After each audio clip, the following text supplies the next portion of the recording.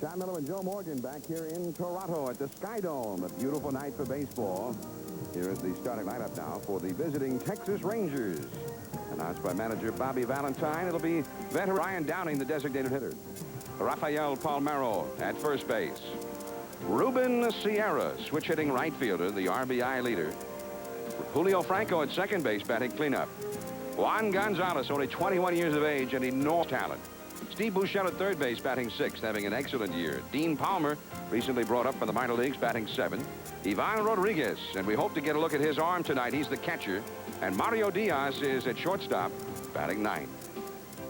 On the mound for the Blue Jays, the veteran, crafty left-hander Joe Jimmy Key, 10-4.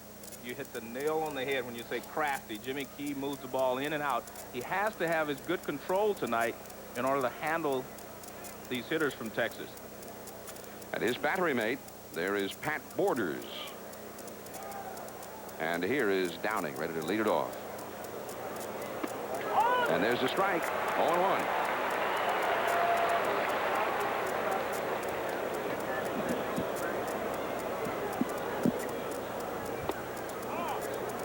One ball, one strike. Downing has been in a terrible slump. When he first started the year, coming off the disabled list, you could not get him out. He was hitting, as you see, the last 30 games, only 152. His average had been up near 400 before this slide, and the slide has lasted about a month. And the count now is 2-1, and this Texas ball club, with only the one left-handed hitter in the order tonight, Palmeiro, and he hits left-hand as well anyway. Right. That's strike two, 2-2. They have worn out left-handed starters. Only 4 left-handed starting pitchers have beaten them this year.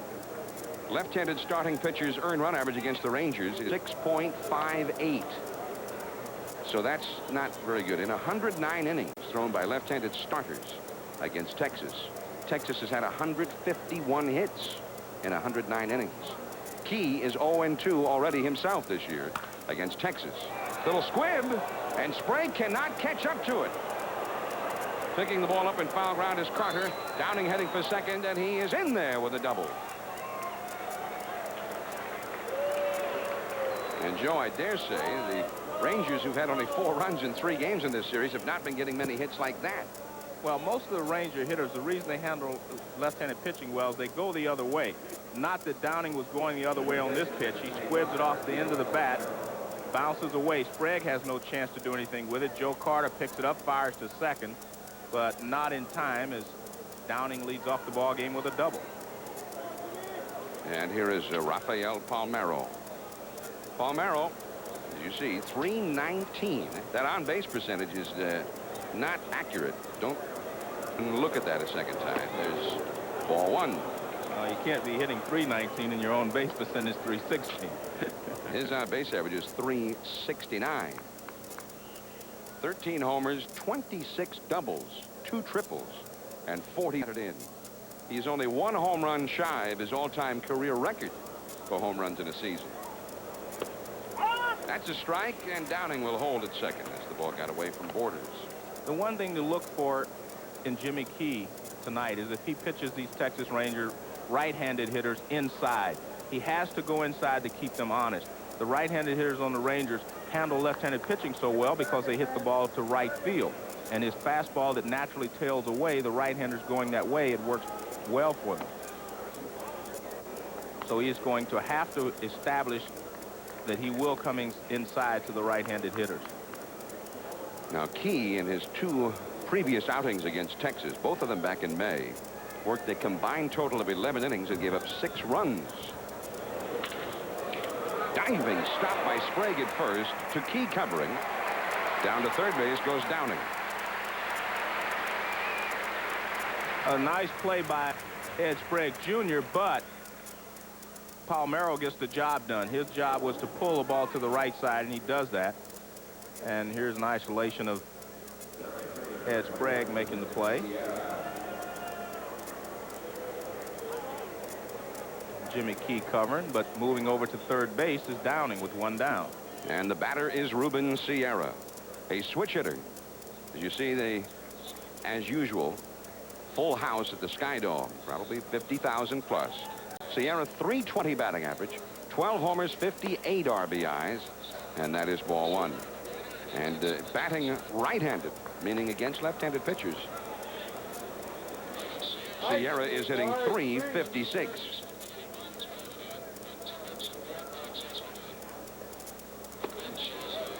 And that's the pitch that will be important to Jimmy Key tonight. That pitch inside, fastball in or slider in. But one of the two pitches he will have to establish that he will come inside with him. Ruben Sierra, the infield in halfway. That's foul right past Downing, the runner at third. 2-1 to Ruben. And the defense, Roberto Alomar, all-star, anchors the infield. Ed Sprague is at first. Rene Gonzalez is short. Kelly Gruber's back at third. All-star Joe Carter in right. Devon White really doing a good job in center. And Derek Bell starts in left tonight. 2-1 to Sierra. Now 3-1. Julio Franco's on deck, so it doesn't necessarily get a whole lot easier if you pitch around Sierra. That's why this lineup is awesome. Starting with Palmeiro, you cannot pitch around any of these guys because they have backup behind them. That's into left field, and it's in there for a base hit in front of Derek Bell. Coming in to score is Downing, and the Texas Rangers are ahead 1-0. Ruben Sierra with his 59th run batted in. Bobby Valentine, one of the first to congratulate Downing as he gets back to the dugout. Well, Sierra has an unusual stance. He kicks his leg up, as you can see, and drives through the ball. High leg kick, a Mel Ott type of hitting. Gets jammed on this pitch, and that's why it fell in front of the left fielder, Derek Bell. So Ruben Sierra getting it done. Now Franco. That's a strike. Now, by the way, Sierra has been hampered with a hamstring injury that has prevented him from running full out for about 3 weeks, according to Bobby Valentine. Valentine said they were hoping that during the All-Star break some of these little aches and pains would have gone away, but they did not. And that is ball two. 2-0. Now, as you saw Franco's numbers, hitting .312, 9 homers, 41 batted in. Franco was telling me before the game that his left hamstring has been giving him some trouble the whole year. And it just gets further aggravated when they play on turf like this. 2-0 the count. That's in the dirt. Now, Joe. Was that a balk? Is that what you're going to ask me? As a base stealer, there was Sierra rushing back to the bag as that pitch came to the plate. Tell me what you think about Jimmy Key's move there. Well, in that particular move, he didn't seem to stop. He just rushed his motion to the plate. That is what fooled Sierra, because it was different than the other 2 times he had gone to the plate. And Key is one of the toughest pitchers against whom to run in baseball. Sierra back. Now, Sierra has stolen 11 bases, but keep in mind, he is hampered right now with that hamstring injury. You have a lot of options with Sierra at first base and Franco at the plate. Franco handles the bat very well, goes the other way, so you can put a hit and run on anytime you get ready. Changed up on it. 2-2 the count. Well, Jimmy Key is a crafty left-hander. He's thrown him all hard stuff up until this pitch. Now he takes something off the fastball, and it's a changeup low and away in a good spot. Nothing Franco can do with that. He had not seen the pitch all day. No one else on the ball club had either. That's a base hit into left field. Down to second base goes Sierra, the 3rd hit of the inning for the Rangers. And there's another big slugger still to come. That is Juan Gonzalez. As you see, first base coach Toby Harrah reminding Franco that there is 1 out. The one thing about the Texas Rangers, from their 2nd hitter through their 6th, they are not free swingers. They do not just walk up, swing the bat, attack anything. They're good hitters, and they handle all the pitches. They handle curveballs, they handle changeups, and most of all, they handle the fastball very well. And there's Juan Gonzalez, only 21 years of age, but 12 homers, 55 batted in, .294 average. And remember, he was on the disabled list when the season started, way inside. He has only played 66 games. and had 55 RBIs. And that's second only to Sierra. And almost 100 at-bats less, he has driven in only 3 runs less. And the curve for a strike. 1 ball, 1 strike. One advantage, however, although Sierra drives in a lot of runners himself, when you're Juan Gonzalez and you're hitting behind guys like Sierra and Franco, well, you'll be able to drive them in a lot. Yeah, you'll have a lot of opportunities to get runs batted in on this ball club if you hit fifth. And I think that's an interesting aspect maybe we should touch on, something that Joe Carter is doing this year that he didn't do in San Diego last year and some years in Cleveland. Carter always a great RBI man, right, but didn't otherwise often get on base himself to be driven in. The Rangers, they do it both. They drive in the runners and they themselves get on, hit 300. 2-2 the count. Now here's Juan Gonzalez. 333 with men on base. 321 with runners in scoring position. Even with the bases loaded, he's had some success. So no matter which way you look at his game, this guy looks like he might be a great player. Tall, strong. Off this, it's a bloop. Shallow center. Devon White makes the catch.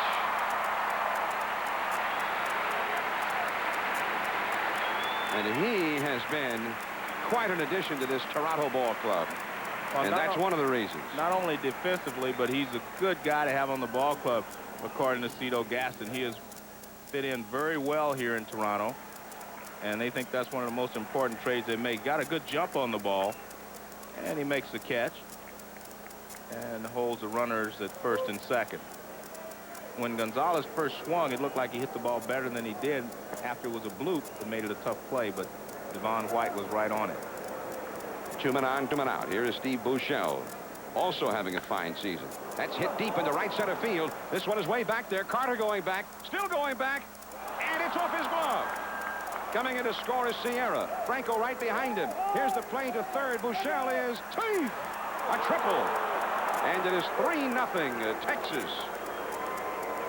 2-run triple for Buechele. His second triple of the year. His 41st and 42nd RBIs. Buechele tends to get lost with all of the luster surrounding those other sluggers in this club, but he's having a fine year too. Well, he hits the ball well. As I mentioned, these guys go the other way a lot against left-handed pitching. The ball was curving back to Joe Carter, and he actually overran it. Devon White is there. But by the time he gets it back to the infield, it's a triple for Buechele, and 2 runners have scored. Close play. Here now, Dean Palmer, and that's a strike. This fellow was leading all of AAA baseball with 22 home runs when he was called up, and he hit 3 real quick ones when he came to the majors. Strike 2. He's in a big slump right now. But there were his numbers at Oklahoma City. And the RBI total was about 1 RBI per game down there. Right to Gruber. And Palmer is retired. But the Rangers jump on Jimmy Key, true to form against the left-hander. And they get 3 runs on the board. And we've already gotten a pretty good look at what this Texas lineup is capable of doing. Sunday Night Baseball. This is John Miller along with Joe Morgan from Toronto, Ontario, Canada. Now the starting lineup for the red-hot Toronto Blue Jays. It will be Devon White, a switch hitter leading off in center field. Roberto Alomar at second base, fresh from the All-Star game. Joe Carter, also an All-Star in right field. Pat Tabler batting cleanup, the designated hitter. Kelly Gruber, an All-Star last year, injured most of this year. Ed Sprague is at first base batting 6th. Pat Borders is catching, batting 7th. Derek Bell, the pride of the Blue Jays farm system, in left field. And Rene Gonzalez is at short for the injured Manuel Lee. And they will be facing John Barfield, young tender, who became a starter as an emergency measure. Well, he's a hard thrower, big guy.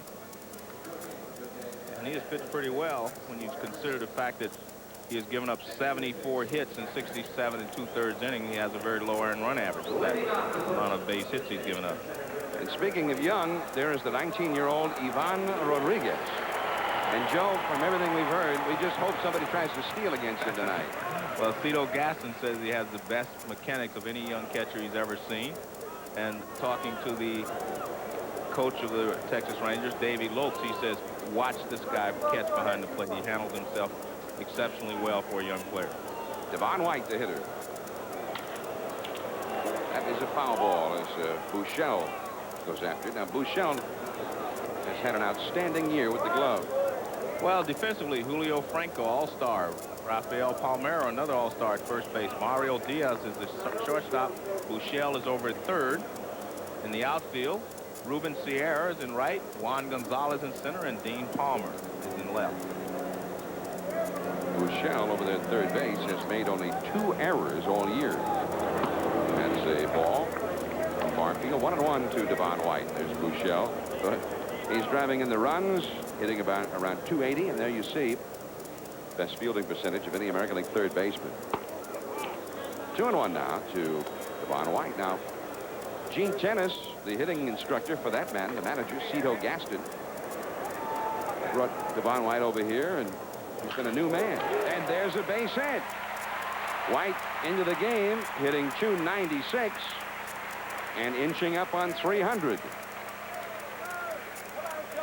This fellow has had his career resuscitated here in Toronto. It got so bad for him in Anaheim, Joe, they sent him back to the minors for a time last year. It's an overhead look. You'll see the pitch is right in the middle of the plate, and he hits it right into the middle of the diamond. Nice swing, does not overstride. Good swing there by Devon White. Good follow through. White has stolen 20 bases. Here is Roberto Alomar. Switch hitter, and that balk is called. So White is given second base on the balk.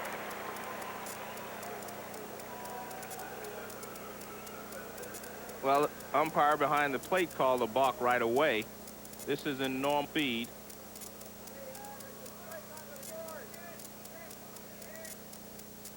And that is not considered a stop by Barfield. Bobby Valentine, his coach Dave Oliver, talking it over in the Texas dugout. 3-0, the Rangers are out in front here. But the Blue Jays trying to mount a quick comeback. That's a strike to Alomar. Roberto Alomar hitting .285, 5 homers, 27 doubles, 5 triples, and 38 batted in. Blue Jays don't have a whole lot of any one thing. They don't have a lot of guys who steal bases, but they have 2-3 guys. 2 or 3 guys who can hit home runs. They have a little speed. They just have a nice blend of talent. Well, their pitching staff is their strong suit. Their defense is not anything to really, rave about. They make the plays, but not a great defense.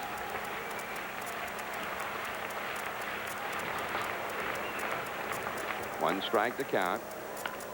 That's foul right past third, and the count is 0-2. Blue Jays hit a lot of doubles. You see the big 3 there, all among the league leaders. And look at those projected totals. If they keep up that pace, that will really be something. I was talking to Joe Carter. They're about 45 home runs behind their pace of last year. But he said, yeah, but look at our doubles and triples. We'll double you to death. That's foul. Still 0-2 to Roberto Alomar with Joe Carter on deck. Takes a lot of doubles to replace a home run. Well, and their runs are down. The Blue Jays have scored 350 runs, which is just barely over 4 runs a game. Not impressive at all. Gruber, who drove in 118 runs last year, has missed more than half of this season. And when he's been playing, he hasn't been fully healthy. Well, that will get Devon White over to third as Diaz throws out Alomar. One away, and all-star Joe Carter coming up. And there's the ovation for Carter as he is introduced. And you get a panoramic look from the cheap seats about half a mile away from home plate. That's Jose Canseco territory up there. I'll tell you, this is a beautiful stadium, though. You know, I was worried at the beginning of the season. I said, well, if Joe Carter doesn't hit, what are the Toronto Blue Jays going to do? He has hit, but other people have helped also. Ball one. And talking about Canseco home run, I mean, that's the 5th deck out there. It's a ways off. But they have very good sight lines for baseball here in Toronto. Right. They built, you've got the lower stands and then 4 levels of seating above that. And the architect designed that after La Scala, the opera house. 2-0 to Carter. So they go almost straight up, as you see right there. So that they're not set that far back from the pit itself. Just a wonderful place to watch a ball game. Changed up on him. 2-1. Carter talking about getting Corey Snyder. And he, of course, was a teammate with Snyder. The two of them wreaked a lot of havoc on pitchers there for a while in Cleveland. There's a drive deep in the left center field.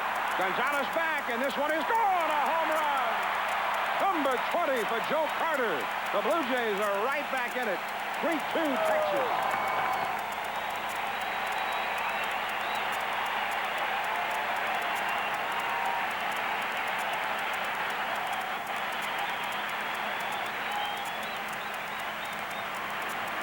If you talk to any American League pitcher, they will tell you that Joe Carter can be pitched to.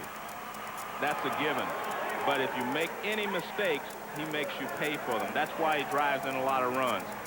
It's a high fastball, and he drills it in the left center field out of the ballpark.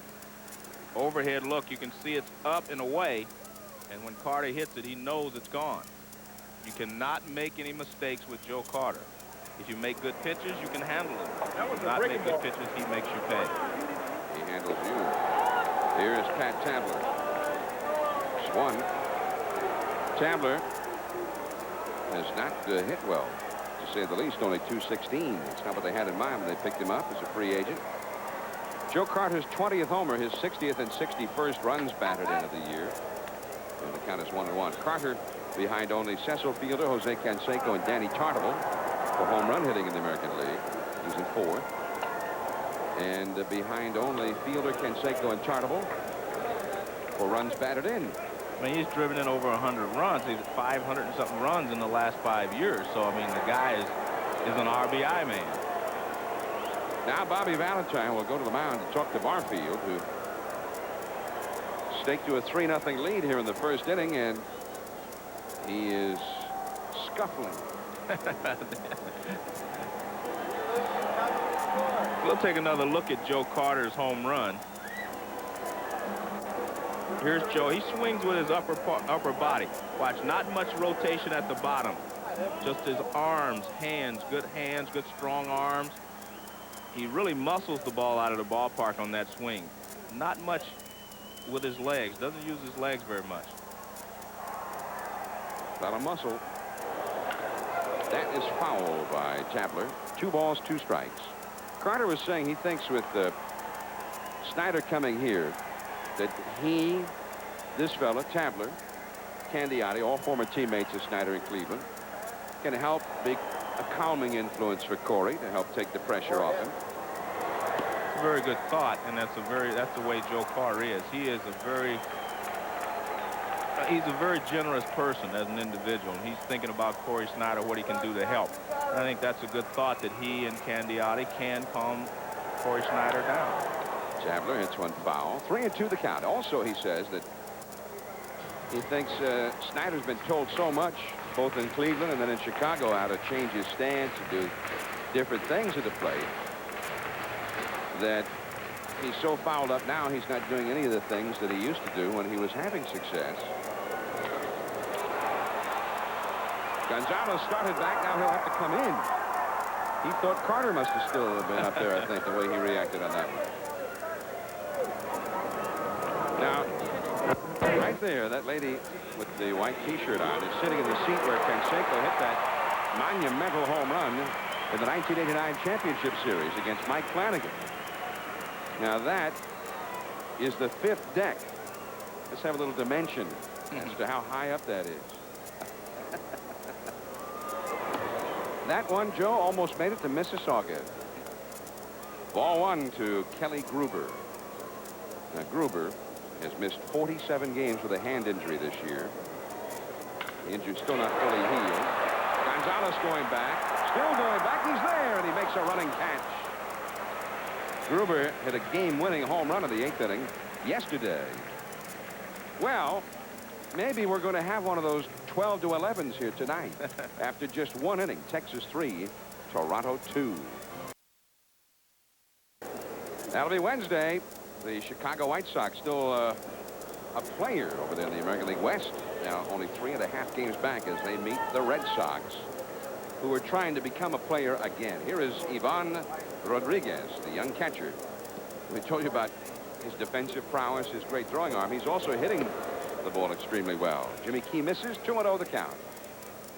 Rodriguez, .342. He's played 20 games and had 73 at-bats, including 5 doubles and 9 runs batted in. Nice play by Alomar. Got him at first.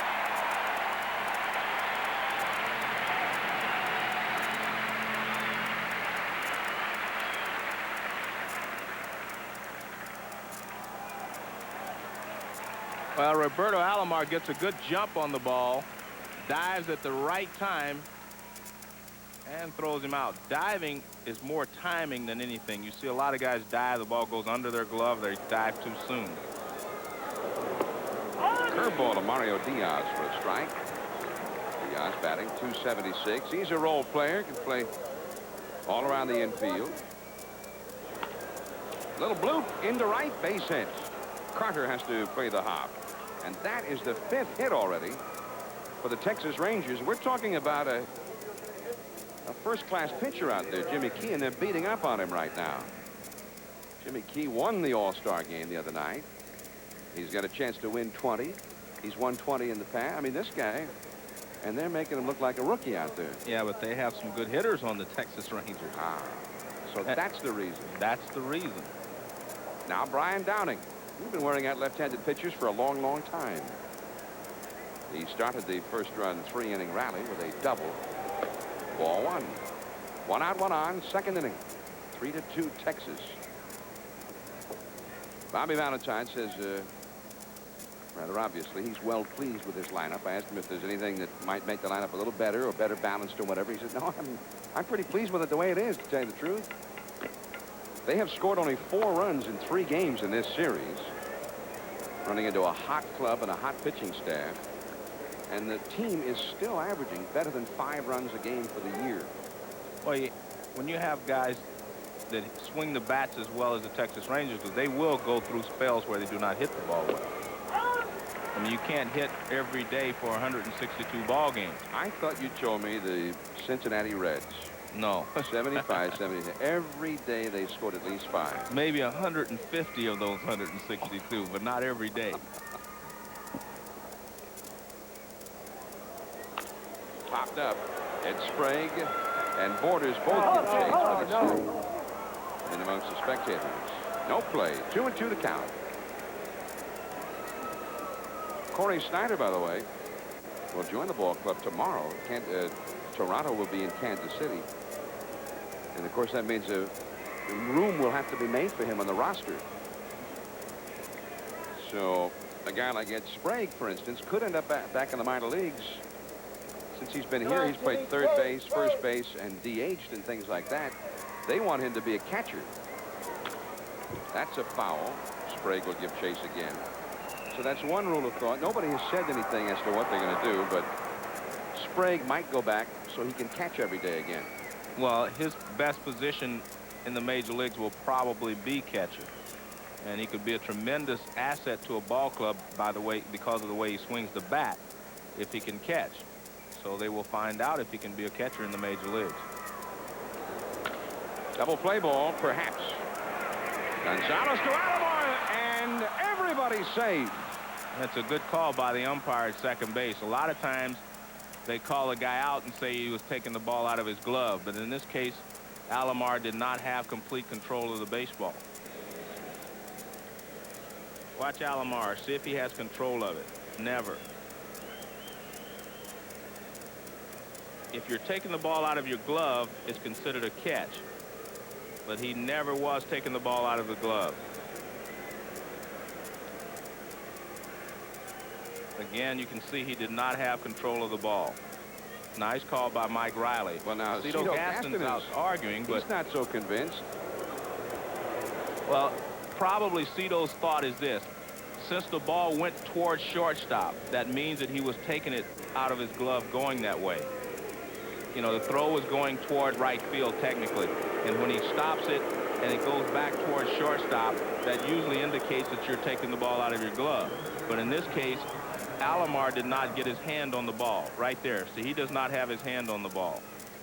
But that usually indicates that you were taking the ball out of your glove because it did go towards shortstop. Good call by Mike Riley. And an error to Roberto Alomar. 2 men on, 1 out. Here is Rafael Palmeiro. He was robbed of a possible hit by Sprague, who made a diving grab of his ground ball in the first. Rafael 0 for 1. Dave Oliver, the third base coach. Palmeiro, open stance. Curveball is too low. 2-0 the count. Now after Palmeiro, then you've got Sierra, Franco, Juan Gonzalez, Steve Buechele. And this guy's got 13 homers, hitting near 320, and he's hitting second. Seems like a perfect third-place hitter. So they got a lot of those guys. They've got a lot of perfect third-place hitters. Franco hits third occasionally. Sierra hits third, and Gonzalez. All these guys have hit third, you know, during the season. I mean, if a guy hits, they're all interchangeable. If he hits for power, yeah, and he hits 300, that's a third-place hitter. And runs well. There's a strike. 3-1. So really, their 2, 3, 4, 5 hitters are all interchangeable.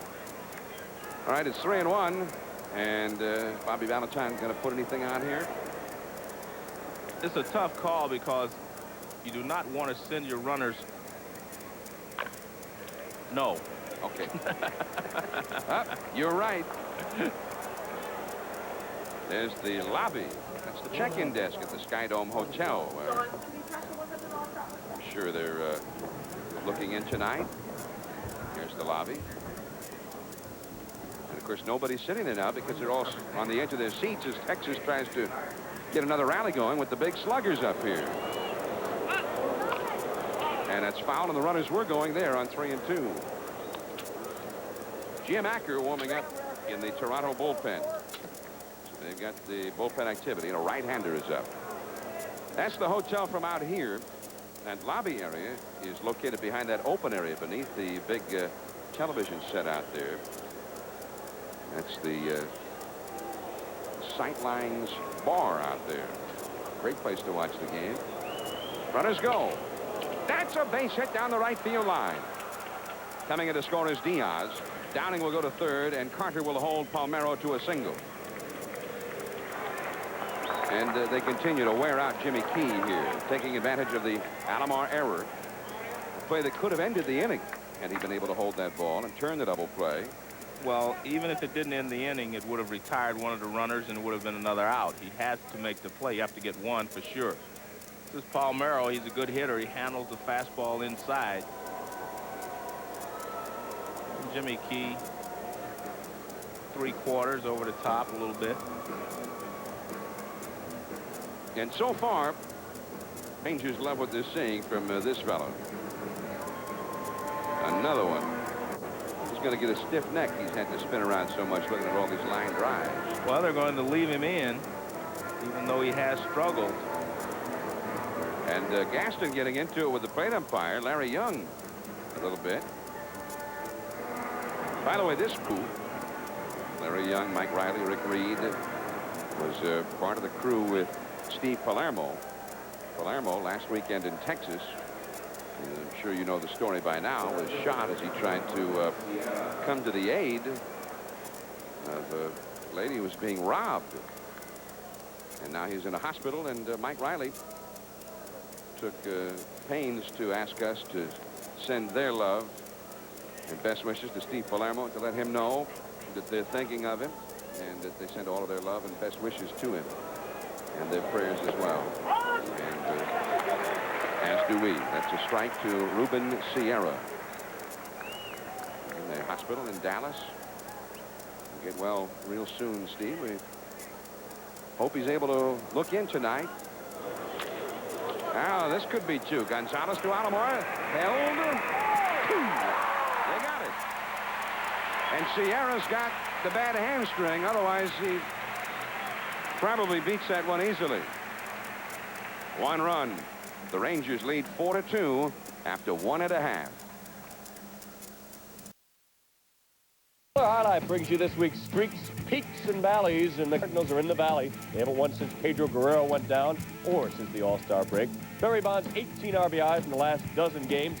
And Dave Henderson is way down there, 2 for his last 34 as we go back to Skydome.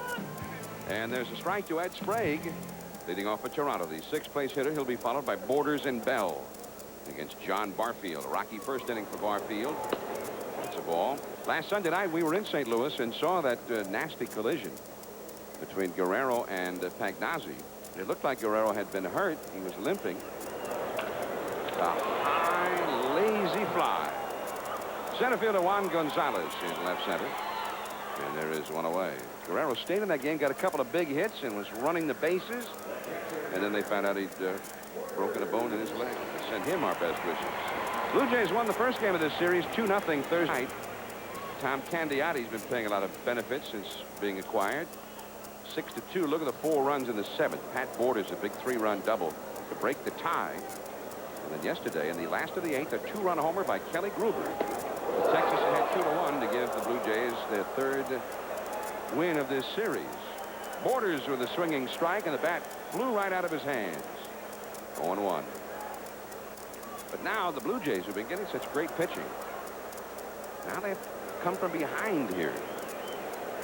They have won 18 of their last 21.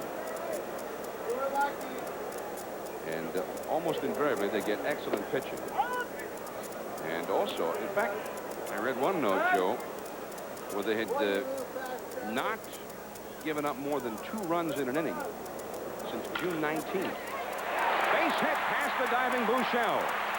Palmer chases it down, and Borders will stand at second with a double.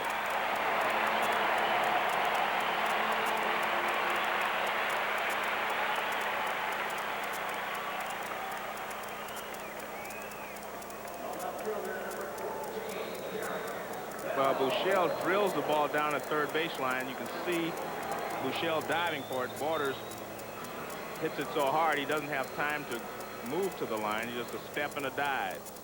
And that's all you can do on AstroTurf as the ball shoots down the left field line. Double for Borders with 1 down. His 10th double of the year. Steve Buechele, if he gets a glove on it, he's been catching it. Looks like he might have gotten shaken up a little bit there. Diving on the turf, I guess, can do that to you. Here is Derek Bell. This guy, we mentioned what Dean Palmer had been doing in the minor leagues when he was brought up. Well, this guy in the International League at Syracuse was doing much the same, but not with the power, with the batting average. He was hitting better than .370 at Syracuse. Never known as a place to build a big batting average. And Barfield is now 2-0 with Derek Bell. He's only had 14 at-bats in the big leagues, 1 for 14. Bell also was stealing bases down there. Only 22 years of age from Tampa, Florida. He had 8 homers and 59 RBIs in 73 games at Syracuse.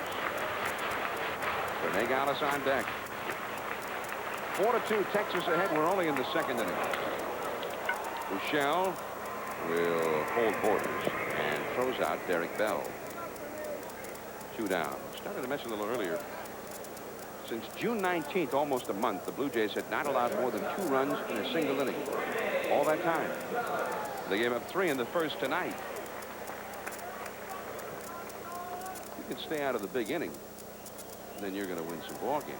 Well, you will always be in the game. No one can blow you out. Blue Jays had been percentage points behind Boston. They've lost 4 in a row. But then they went and right up till this day have gone 18-3, and now lead by 8-game division. It's a swinging strike. Detroit was 8 games back at the start of the day. They've lost already. So if Toronto can win again tonight, they will be 8.5 up on second place Boston. Red Sox have moved back ahead of both Detroit and New York into second. And they're all hoping for a little help from the Rangers here. Give you an idea of how just what Toronto has done to Texas here. Before the All-Star break, Texas' last 13 games were against Oakland and California. And they had won 10 of those 13 games against real good ball clubs. 2-down runner at second. Into the hole, Mario Diaz. A high throw! That will get a run home. Gonzalez goes to second as Porter scores, and it is 4-3. Texas.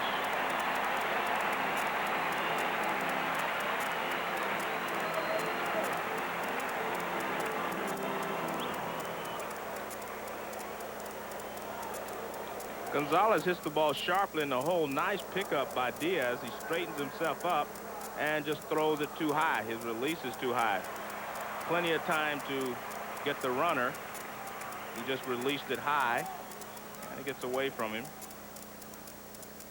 And that'll be an error all the way on Mario Diaz. Yeah, he had plenty of time to get Gonzalez. That's what keeps the inning going for Devon White, the leadoff man, to come up. Rene Gonzalez at second, 2 down.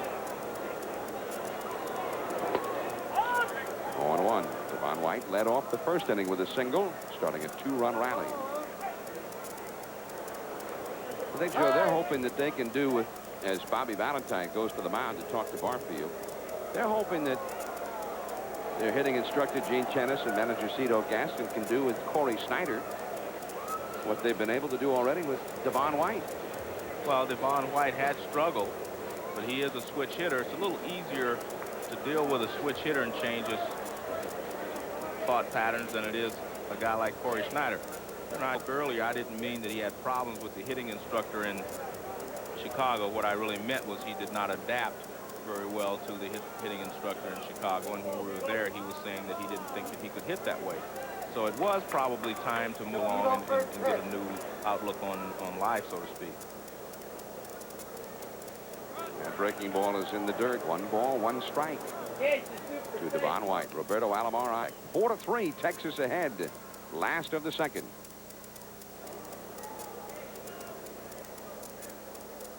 Well, you see a good block there by Rodriguez. He just keeps the ball in front of him. No advance by Gonzalez. 1-2 the count. That was a very good fastball from Barfield in the right spot underneath the hands.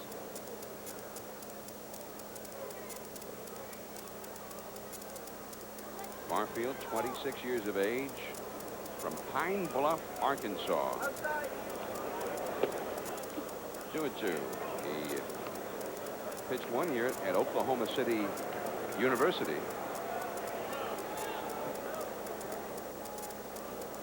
Been pitching professionally since 1986.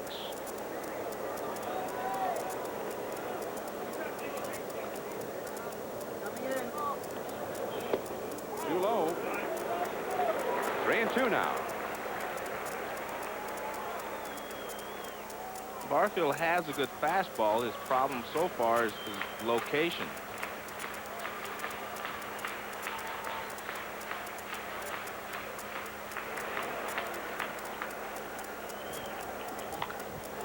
Into the hole again. The quick throw. Wow. Beauty. More difficult play than the previous one, and this one he handled flawlessly. 4-3 Texas. John Miller and Joe Morgan back at the Sky Dome. 4-3 Texas, leading the first place Blue Jays after just 2 innings. And Julio Franco and the Rangers back for more. Against Jimmy Key. There's a strike. Franco singled his first time. He's hitting .314 for the year. Jimmy Key given up 4 runs and 6 hits in 2 innings to the Rangers, including a double and a triple. That is foul. And Joe, more of the same, what you were talking about. They'll take the ball to right field. Well, that's what Franco and the other right-handed hitters will do. They will take the left-hander to right field. Left-hander's fastball tails away from the right-handed hitter, and most right-handed hitters have problems because they try to pull it. The Texas Rangers right-handed hitters will go to the right field with the ball, and that's why they're so successful against left-handed pitchers. High fly ball, left center. Derek Bell. One away. And you're better off if you're Jimmy Key coming inside like that and trying to get him to pull the ball. Well, the Sky Dome, they get baseball, the stands, and of course the Sky Dome Hotel. And look at that. ESPN just married. The curtain is open for now. And there's a look inside of that honeymoon suite. The newlyweds, Fritz and Carol Krell. Long life and happiness from your Sunday night baseball telecasters. Here is Juan Gonzalez. Hop fly. Derek Bell in for this one. 2 men gone.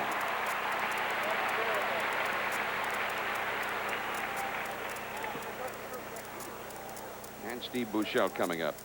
That is not the view from the honeymoon suite there. That's a view from, what, about 25 stories up? Way up there. 30 stories, John. 31 stories. Okay. There it is. 31 stories to the top of the Sky Dome. They said you could put the Astrodome in here and put the Kingdome on top of it, and they would both fit inside here. That's amazing. This is a beautiful stadium. It's magnificent. Steve Buechele hit a 2-run triple his first time. He's coming up now. 2 down, nobody on. And ball 1. That is the 5th pitch thrown this inning by Jimmy Key, who threw 50 pitches in the first 2 innings. 4-3 Texas ahead, 3rd inning. Curveball misses. Joe and I and our ESPN Sunday night crew have been staying at the Sky Dome Hotel. I don't have one that nice. That's because you're not on your honeymoon. Oh, okay. I don't have an... That's a ball, 3-0. I was just checking. I just have a normal room. I saw your room pretty doggone nice. Just a normal room. Which is pretty nice. Well, everything is nice in the Sky Dome. It's so hard to please. TV works well, doesn't it? TV works well. Oh, it's magnificent television, just like the TV in center field here. This one's great. Yeah. You have access to the Hard Rock Cafe. Strike 2, 3-2 now to Buechele. Well, my daughter loves the Hard Rock Cafe. I don't go there. See, look at that television set out there. 300-something feet wide, the largest one in the world. Check swing foul. 3-2 the count to Buechele. At the All-Star game here last Tuesday, they had quite the celebration surrounding the All-Star game, too. Strike 3 call. Well, Jimmy Key may have found himself, and if so, bad news for the Rangers. We'll be back.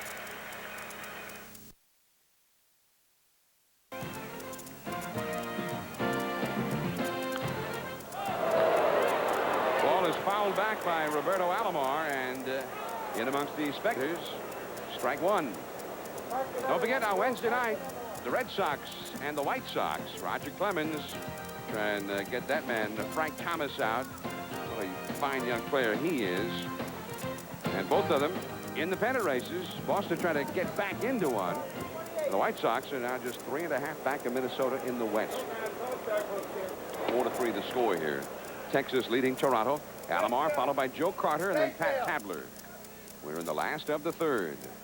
4-3 already. It's been a day for some big scores. We've had Kansas City beating Detroit today 18-4. California 10-2 over the Yankees. Seattle over Cleveland 14-3.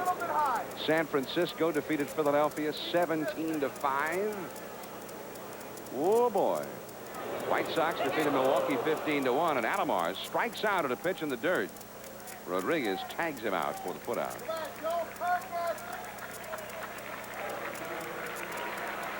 And Joe Carter coming up.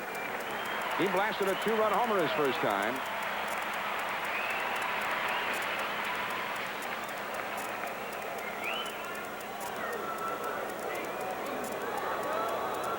Carter batting .301. Ooh. One strike.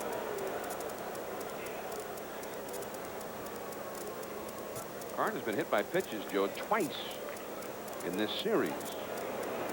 He looks like Kelly Gruber's numbers last year. Kelly Gruber hit a lot of home runs here, not many on the road the first half. Joe Carter's hit 16 at home here and 4 on the road.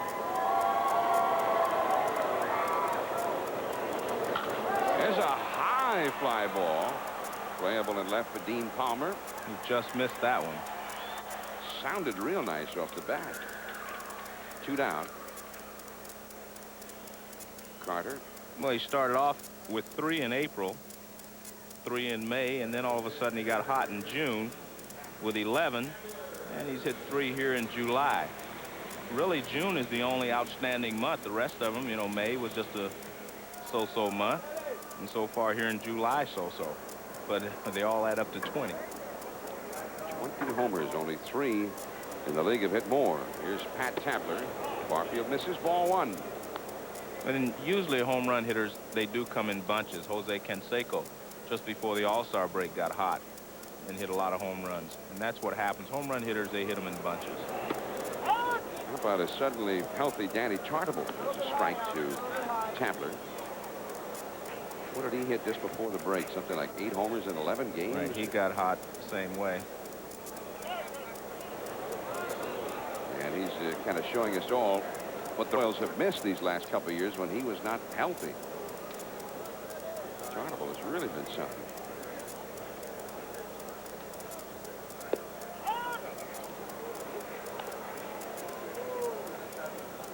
One ball, 2 strikes to Tabler. Now, Tabler's playing, but they didn't expect him to play much this year. John Olerud was the guy that was supposed to take Freddie McGriff's place, drive in runs, hit a few home runs, and he struggled early. He's starting to swing the bat a lot better now. His average is up to 242 after a real slow start. But also, the average has come up since they started back to a platoon with him. Yeah. Right. Here's John Olerud. He's got a very nice swing. Going back Gonzalez. And that retires the side. We go to the 4th, 4-3. Texas leading Toronto. John Miller along with Joe Morgan back here. George Bell no longer with the Blue Jays, having a big year in Chicago, however. Only got the 1 at-bat in the All-Star game here the other night. Kind of a surprise. Well, a surprise, another surprise. He told Pat Gillick that he thought he was a genius for the trades that he made. He said he did a great job by changing the attitude of the ball club, even though he let George Bell get away. And his ball 1 is taken by Dean Palmer, facing Jimmy Key. And ball 2. One of the reasons that was such a big surprise is that Bell was very outspokenly critical of the moves that Gillick had made, saying that he had ruined the ball club. They'd finished probably in last. Said there's no way they can win more than 75 games. But he had a meeting with Gillick when he came to town for the All-Star game. Really very amicable. Fouled straight back. Well, you have to give George credit. He said he was wrong. Well, you make a mistake, you admit it. But the Chicago Cubs did not make a mistake by acquiring George Bell. He will put up some numbers in that small ballpark. They're already getting a lot of production from him, but I think he'll give a lot more production in the second half. 2-2 to Palmer, and he struck him out. He is retired 5 in a row. 2 in a row with strikeouts. There's the Hard Rock Cafe here at the Sky Dome. You can sit at those tables, have your cheeseburger, fit right in there, watch the ball game. For how much? What, Expensive. you want to take me out on a date? Is that? I guarantee you they're expensive. I'll pay my part. Well, it's $33 for the 2 stools. That's not bad. Now, it says here that as Ivan Rodriguez has strike one, it says those window seats at the Hard Rock Cafe have to be reserved 1 month in advance. It costs $20 per seat. And you also get $15 in food and beverage voucher. $33 will get you 2 burgers. Right to the third baseman, Gruber, and Rodriguez retired. He's 0 for 2. And Jimmy Key looks like he's settling in. Now, that guy's sitting in a $20 seat. plus the food. Well, maybe it's not a bad deal. Well, Jimmy Key is starting to move the ball around. He gets the ball in on Rodriguez. It's a soft line drive. Two down, Mario Diaz. He singled his first time, scored a run. Right to Roberto Alomar. Well, now this is the way Jimmy Key has won those 10 games. We go to the last of the fourth, 4-3, Texas. Honey, what are you doing? Building a stadium. What does it look like? Why? Do we need one? You know how much I love sports. I never miss a game. Read the paper. But I need more. With this stadium, I'll get the whole story. Now stand back. I'm ready to blast. Honey, wait. The guy on TV says you can get the inside story in the Sporting News. Guy on TV. That's right, Joe. Only the Sporting News gives you an in-depth look at baseball, football, basketball, and hockey 52 weeks a year. You get analysis of who's hot, who's not, and why. Reports on every team, even off-season, plus these incredible stats. To top it all off, the Sporting News publishes super special issues all year long. So I don't have to build a stadium? No stadium, Joe. Just call toll-free to start your subscription at a terrific price. You can pay in 4 easy installments, even charge it. Hey, this Sporting News really is something. Of course it is, dear. Now, how are you going to clean this mess up? No way, Joe. The Sporting News, more than just the score. Get live.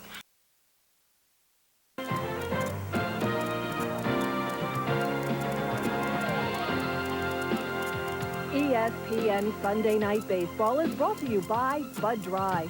Dry brewed so it drinks light, yet satisfies completely. There's the aerial view of Skydome.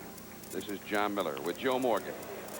We're more accustomed to being in places like Fenway Park, Wrigley Field. Here we are in Canada, and certainly the state-of-the-art in the stadium building, and maybe there will never be another one built like this. Yeah, this may be a little too expensive to build in the future. Kelly Gruber, 2-0 the count. He fly deep to center his first time. 4-3, Texas ahead. Into left center and caught by Palmer. And there is one away. But, you know, Joe, when you think of Wrigley Field, you think of Wayland Avenue, Sheffield Avenue, and those the homes across the street. People can stand on the rooftop and look into the ball game because the ballpark's in the neighborhood.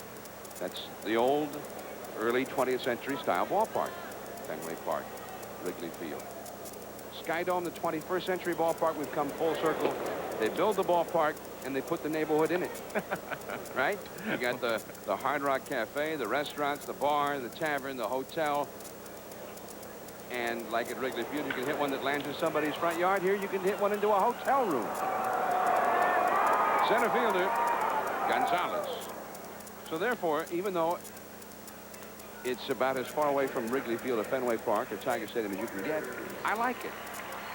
Well, I like it. It's definitely the state-of-the-art of the new stadiums, and it's a beautiful place.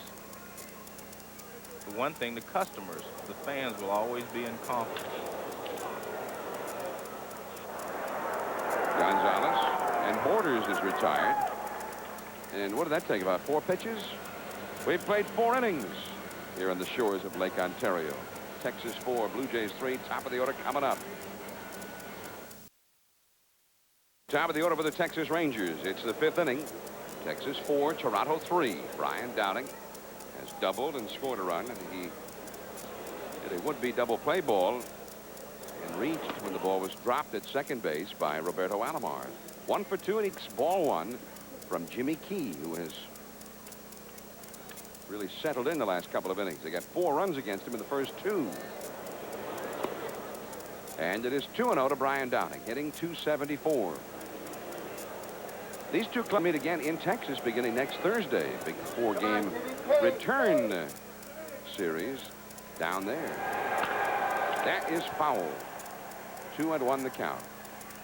And Joe, it'll be interesting. This Texas ball club has had a history of fading in the second half. 1979, they were 52-39 at the All-Star break, just 2 games out. And then they lost 31 out of 41. 10-31. Disappeared from the pennant race. Down the left field line. Fair ball. Looks like extra bases again for Downing. And he will trot the rest of the way into second with a stand-up double, his second double of the game.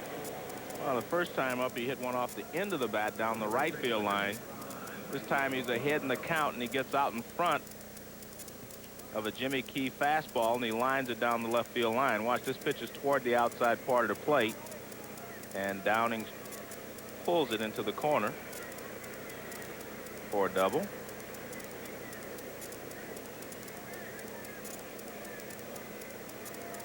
Now Rafael Palmeiro.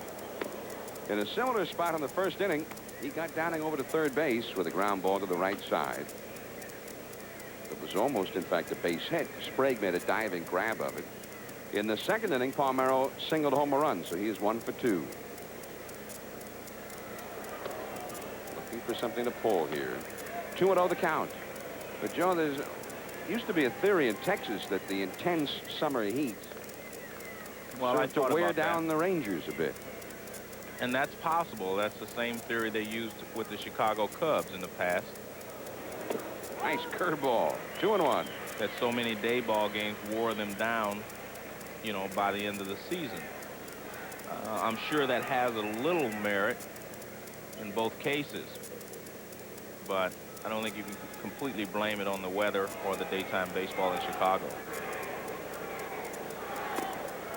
And 3-1. But in the last 12 years, the Rangers have played less than .500 baseball after the All-Star break in 10 of those years. Maybe it's just a question of they weren't very good most of those years. Well, even if it is the weather, you have to adjust. Strike 2. 3-2 to Palmeiro. The one thing you have to do as a hitter is not take as much batting practice.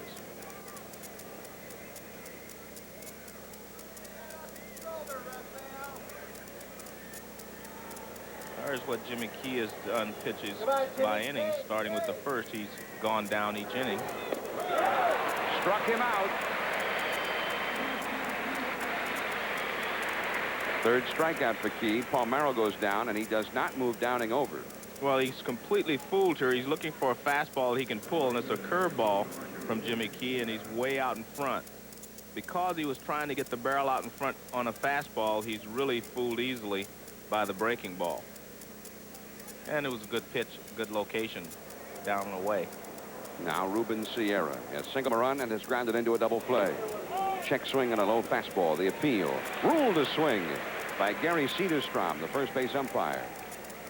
0-1. Ruben Sierra, this fellow, in the last 4 years before this year, has driven in over 100 runs twice and over 90 runs the other 2 years. Even when he has an off year, it's a big year.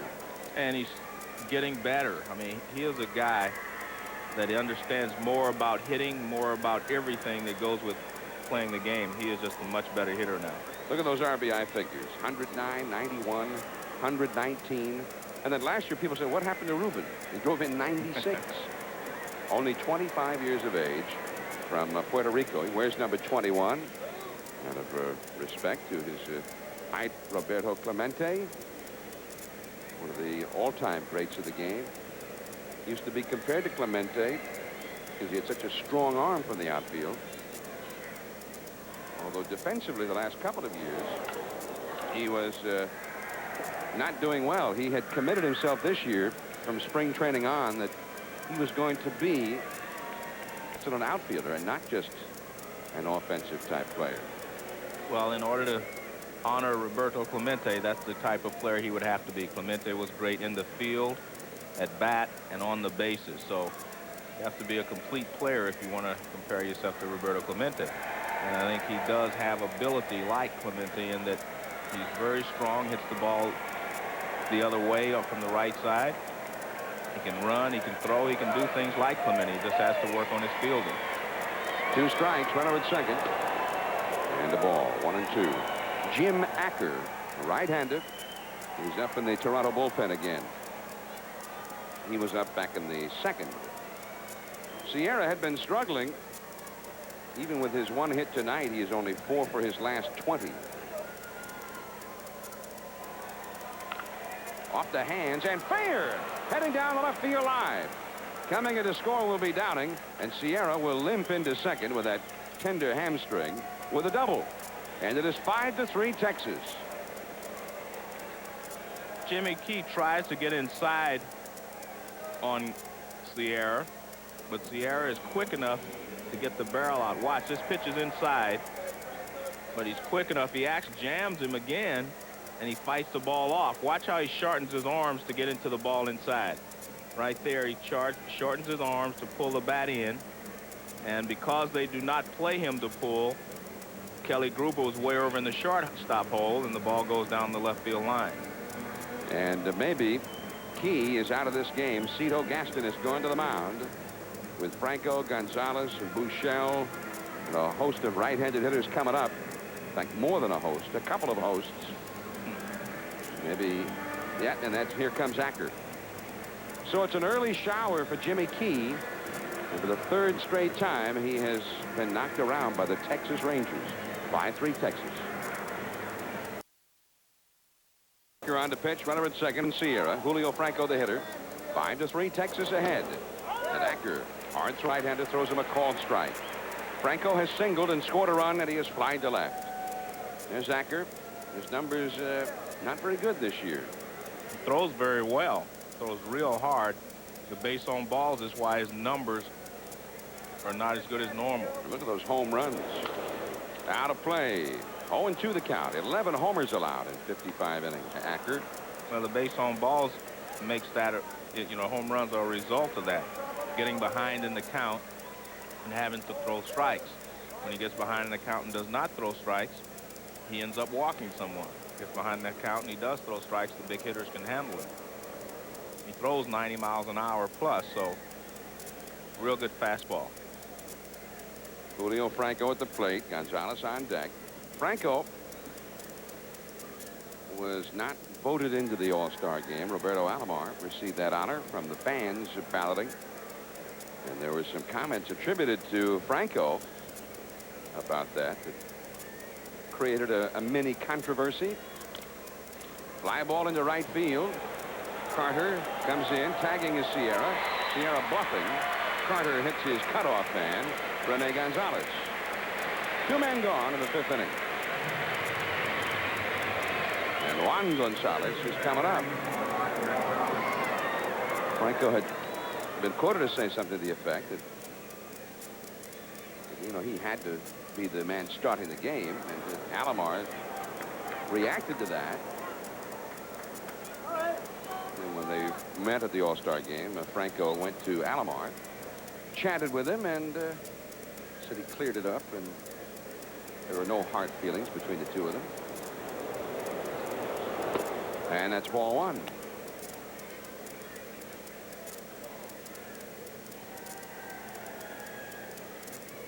Gonzalez has flied to shallow center, and he's flied to shallow left. 0 for 2.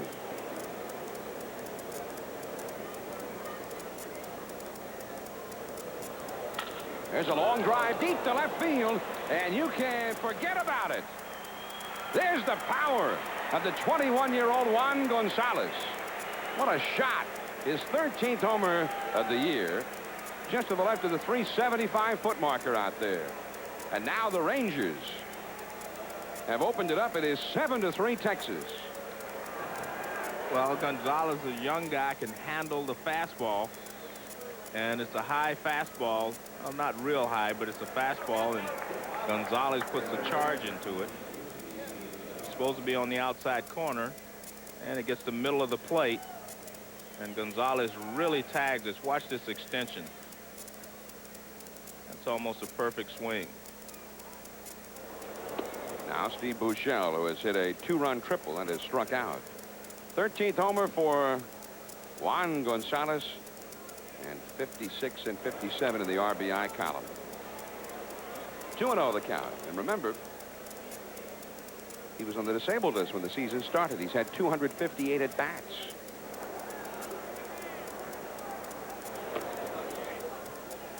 (3-0) to Buechele. Well, when we looked at the numbers, we said he either gets behind and walks guys, or when he gets behind, he gives up the home run, and he's showing a little bit of both. He got behind, gave up the home run to Gonzalez, and now he walks Buechele. That is the first walk this ball game. Acker, 12 homers given up in 55 2/3 innings. That's not very good. No. Dean Palmer's grounded out and struck out, and he takes low. Dean Palmer.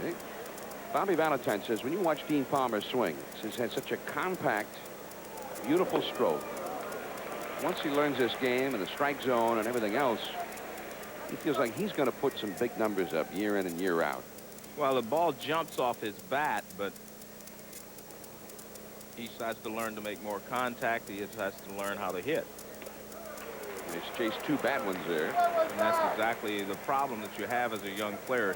You will chase a lot of pitches. And he has been in a bad slump here. Palmer only 5 for his last 36. And that one in the dirt. Borders will have to throw him out if he does. Palmer 0 for 3. But Texas with 3 runs and 3 hits. Blue Jays have Derek Bell, Rene Gonzalez, and Devon White. They come back in the last of the 5th. But Juan Gonzalez with his 13th homer. Speaking about jumping off a fella's bat. 7-3, Texas ahead.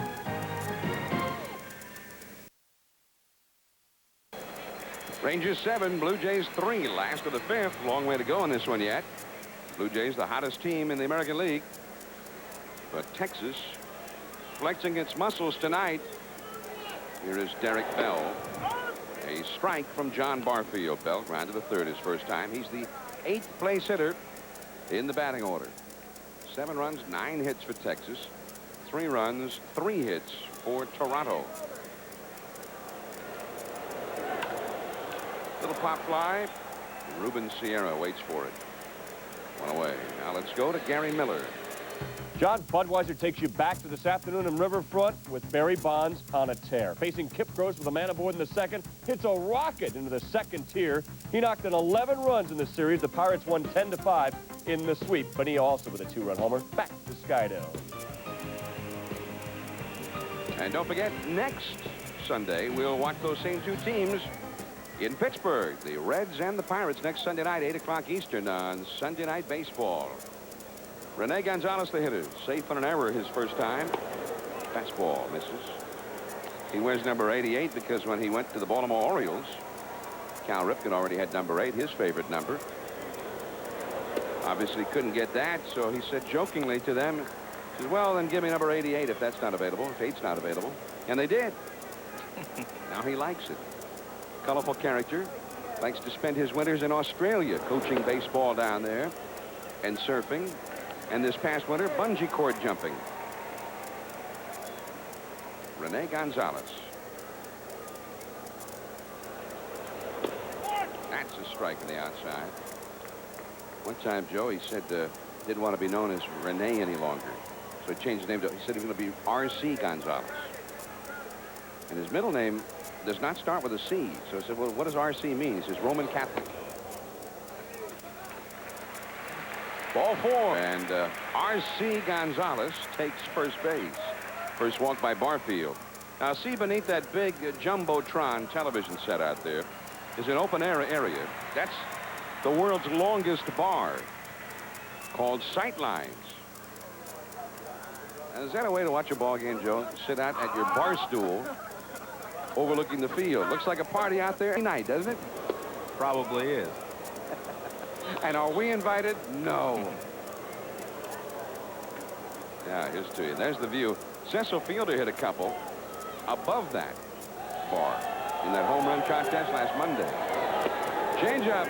Devon White with a swinging strike. 1-1. White has singled and grounded to short. Beautiful play by Diaz to throw him out of the second.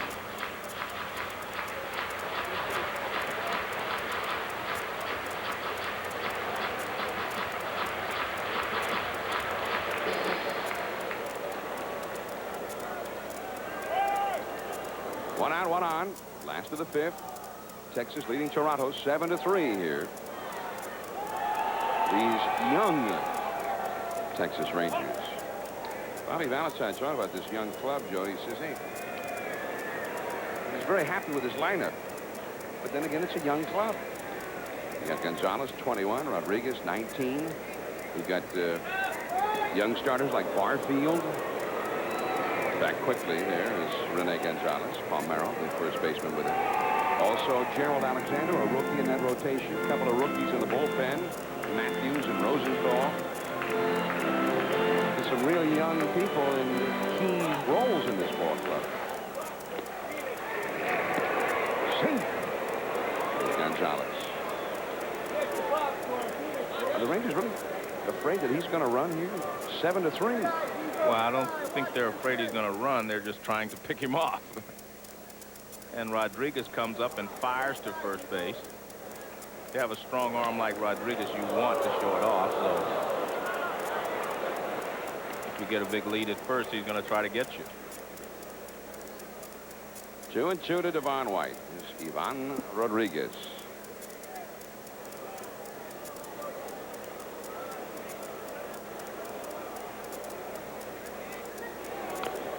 Foul ball. 2-2 the count. All the publicity here in Toronto goes to Joe Carter and Alomar and the pitching staff, but Devon White has been really like a rock in center field for them, and he's contributed so much from the leadoff position. So he has been a very, very important addition to this ball club. 3-2 now. Roberto Alomar on deck. Tim Kirkjian writing in Sports Illustrated this week about the Blue Jays and the Red Sox. Popped up. Palmeiro looking up into the night. Dome is open, and then Franco in Fairground takes it behind him. And what a relief for Rafael Palmeiro that he did. Well, the sure man took it. Franco was sure he could make the catch. Palmeiro was never sure. Palmeiro looking up, kept saying, "Donde está?" And Franco's kind of laughing at him because Palmeiro was lost over there at first base. Yeah. Trying to clear out his ear. He couldn't hear it. That's the problem. Roberto Alomar, the hitter. Ball one. But Tim Kirkjian, Joe, he made a good point in Sports Illustrated this week, saying that the Blue Jay newcomers have certainly done a lot better than the Red Sox newcomers. That is foul. I mean, Roberto Alomar, Joe Carter, and Devon White. In Boston, the big additions were Jack Clark, Danny Darwin, and Matt Young. All the Blue Jay newcomers are doing well, and the Red Sox threesome not so well. Well, that's true, but the Red Sox did not really give up anyone to acquire their players, and the Toronto Blue Jays did. So you can't expect, it's not really a wash, so to speak. Because Boston's, all the guys you mentioned were free agents. So they were just, anything they added was a plus for the ball club. Down the right field line, and the foul, although. But you have to realize when the Toronto made the trade, they lost Freddie McGriff, the guy that drives in a lot of runs, home runs. They also lost Tony Fernandez. So they gave up something to get the guys that they have. Whereas Boston just spent some money. You can replace money, but you can't replace the players. Well, and they also lost George Bell, who went free agent. Right, well, that's true. And got nothing in return for him. That's a ball from Barfield. 2-2, 7-3. Rangers ahead. Last of the 5th. 2 down. Gonzalez at first. But the Red Sox lost Boddicker, who went free agent. Right. But I guess my point is you can't compare them as they tried to, because they were brought in under different circumstances. Franco. And that retires the side. Alomar 0 for 3 tonight. 7-3 Texas.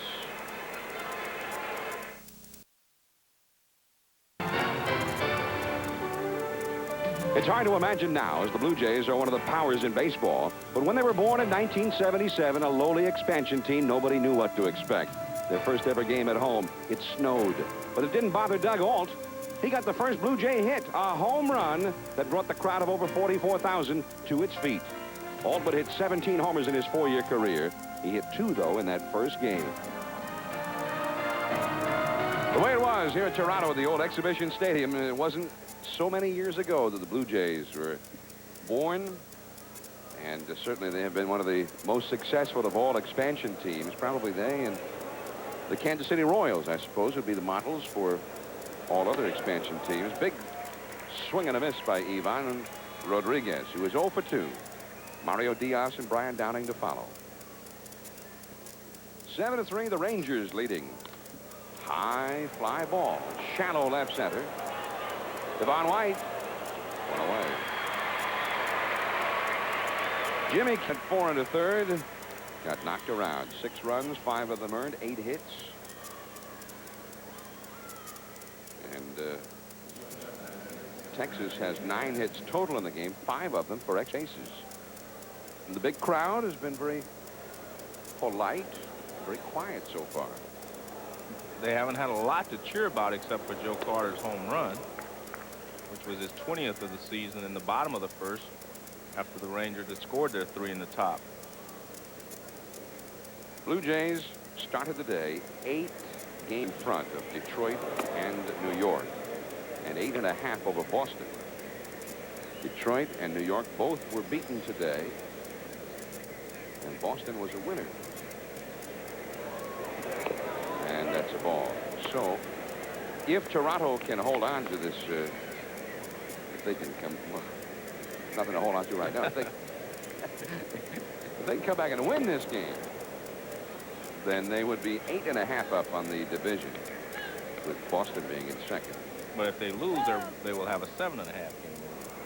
Oh, no, not that simple. Is it that simple? That simple. Yeah, you're right. Right to Gruber. A little too simple for me to understand. Diaz at number 2, and before Downing bats, let's go to Gary Miller. John, here's what happened to the Tigers this afternoon as Budweiser takes you to Detroit for the Kansas City crushing. Brian McRae with the grand salami off Dan Gaekler. One of 2 home runs in the day for him. McFarland also had 2, 6 on the day, 18-4. Back to Skydale. Thanks, Gary. 9 home runs in that ball game, all told, in Detroit.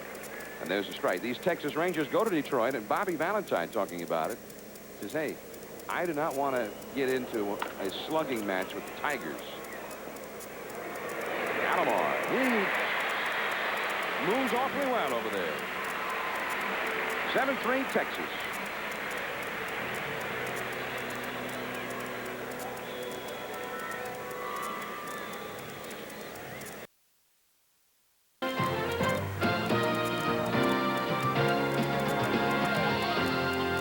ESPN Sunday Night Baseball is brought to you by Old Milwaukee and Old Milwaukee Light. It doesn't get any better than this. And by Peerless, the best made, best back, do-it-yourself faucets in America. That's Peerless. Here come the Blue Jays, last of the 6th inning, trailing 7-3, and Joe Carter will lead it off, followed by Tabler and then Gruber. John Barfield giving up just 3 hits. Mario Diaz got plenty of time.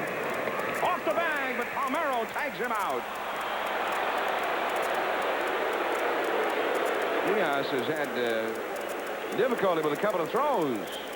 Well, Diaz had plenty of time there. He threw this one kind of sidearm. The one that got away from him high, he threw over the top. Watch, he comes a little bit sidearm on this one. The ball tails in to the runner. Nice tag by Rafael Palmeiro.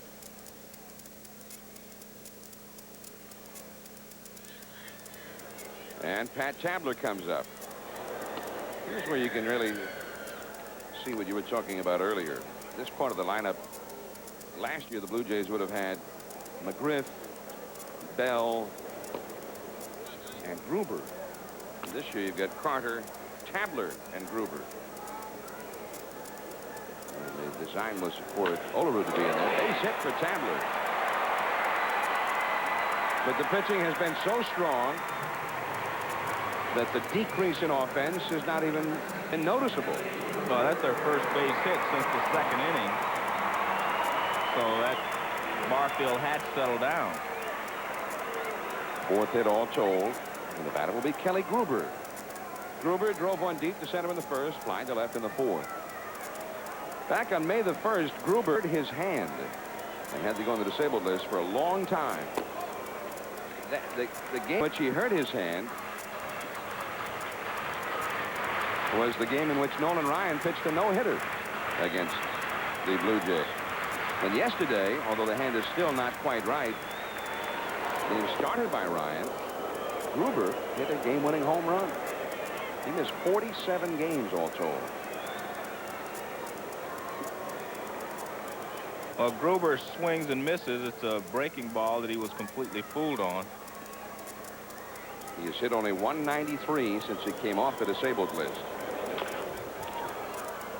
And he said that he used to be a guy who went up there, just looked for the pitch and reacted to it. He went with his ability. But because the hand is not right, he says he can't do that now. So he's trying to look for pitches, guess with the pitcher. He guessed slider yesterday with Jeff Russell and got slider. Well, he's one of the few that does not guess or look for. Strike three. Therein lies part of the problem, though, if you do guess. You will chase a lot of bad pitches if you guess on a breaking ball and it breaks out of the strike zone. And it's obvious here that he's looking for a breaking ball because it bounces halfway to the plate. And what happens if you're looking for a fastball, you swing at it even if it's high. So guessing does get you in trouble if you just decide that you're going to swing at a breaking ball on that particular pitch. A frustrating year for Gruber. Last year, 31 homers and 118 RBIs. I mean, big-time numbers. This year, 19 RBIs for Gruber, more than halfway through. Sprague with a ground ball to Buechele. Off the bat. Well, nifty footwork there by Palmeiro, and he did not come off the bag. Well, he just slides to the inside. A good first baseman will do that. Watch, he touches the bag with his right foot and just slides on off to the dugout. Beautifully done. Powers coming up for Texas. Guys, it doesn't. Palmeiro with a shot deep in the right center field. Devon White back there and drops the ball. Palmeiro into second base. And what happened to Devon White? Well, he got there. It was a long run, but he made the run, got to the baseball, and he simply dropped it. Here he gets to the ball. Now he knows he's there. Reaches up, hits right in the middle of his glove, actually hits the heel a little bit, rolls up the web, and out. We'll see how they score it. It's a They double. called it a double. 27th of the year for Palmeiro and the 6th extra base hit of the game for Texas. The batter will be Ruben Sierra. He's had 2 hits and 2 RBIs. He's had a single and a double. Batting .323 now, and he has 60 RBIs for the year. Carter tonight with a 2-run homer for Toronto. He's got 61. Jim Acker, the pitcher, and he misses, ball 1. So we've got 2 of the top RBI men in baseball here tonight with Sierra and Carter, and for them it's been a draw, 2 apiece. Sierra batting left-handed for the first time in this game, and Acker misses, ball 2. Franco up next. Sierra not only wears number 21 on his back, he has 21 in his left ear. There's a diamond, a couple of diamonds there shaped to the number 21 in his left ear. There's a shot of it.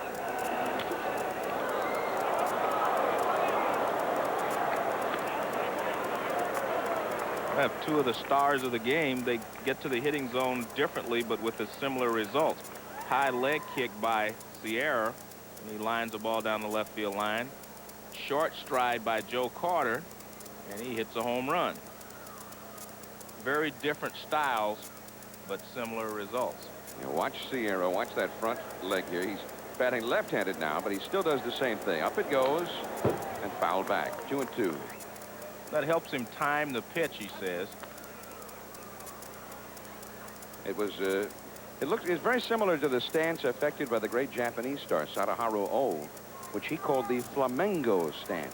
Well, Sadaharu Oh stayed on his back leg longer than Sierra does.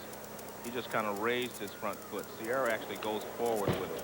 So that is the difference between the two. But Sadaharu Oh would just stand up on his back leg and then go into the ball.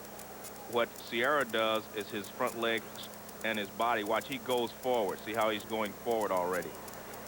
Sadaharu Oh stood on their back leg a little bit longer and then went forward.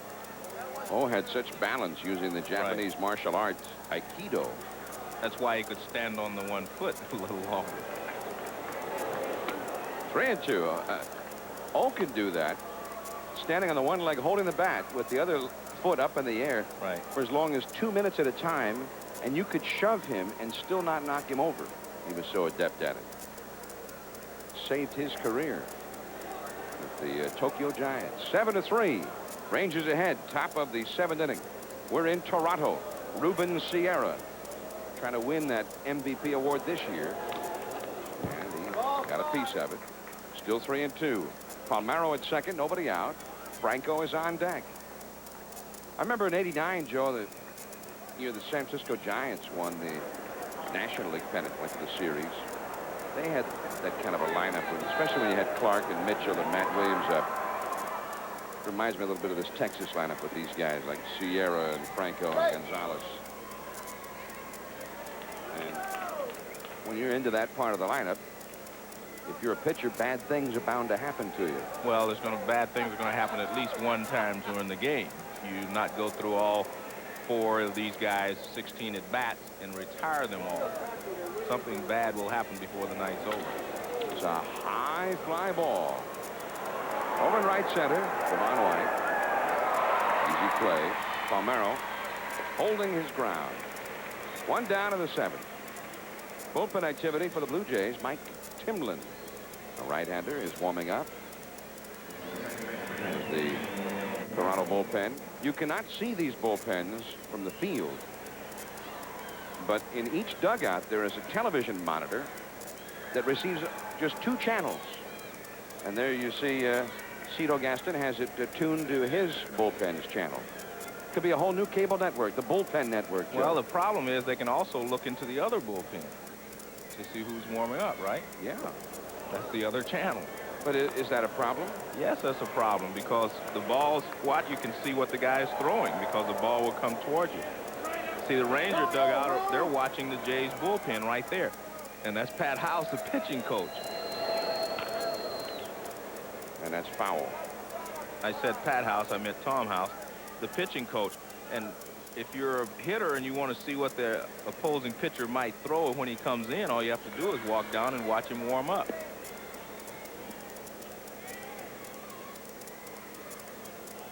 One ball, 1 strike. Julio Franco tonight has singled, flied out twice, 1 for 3. Now something going on here, and Galen Cisco, the pitching coach, takes Pat Borders out there to talk to Jim Acker. 7-3, the Rangers lead. All-Star game was held here last Tuesday as Cito Gaston looks on. The first ever All-Star game that had a Blue Jay in it was 1977, their first year. You know who made the All-Star team? Ron Fairley, 39 years of age, right at the end of his career. And he got in as a pinch hitter in the 7th inning at Yankee Stadium against Tom Seaver. The American League trailing 5-3, 2 men on. And there's Fairley, right, with the unheard of Toronto Blue Jays.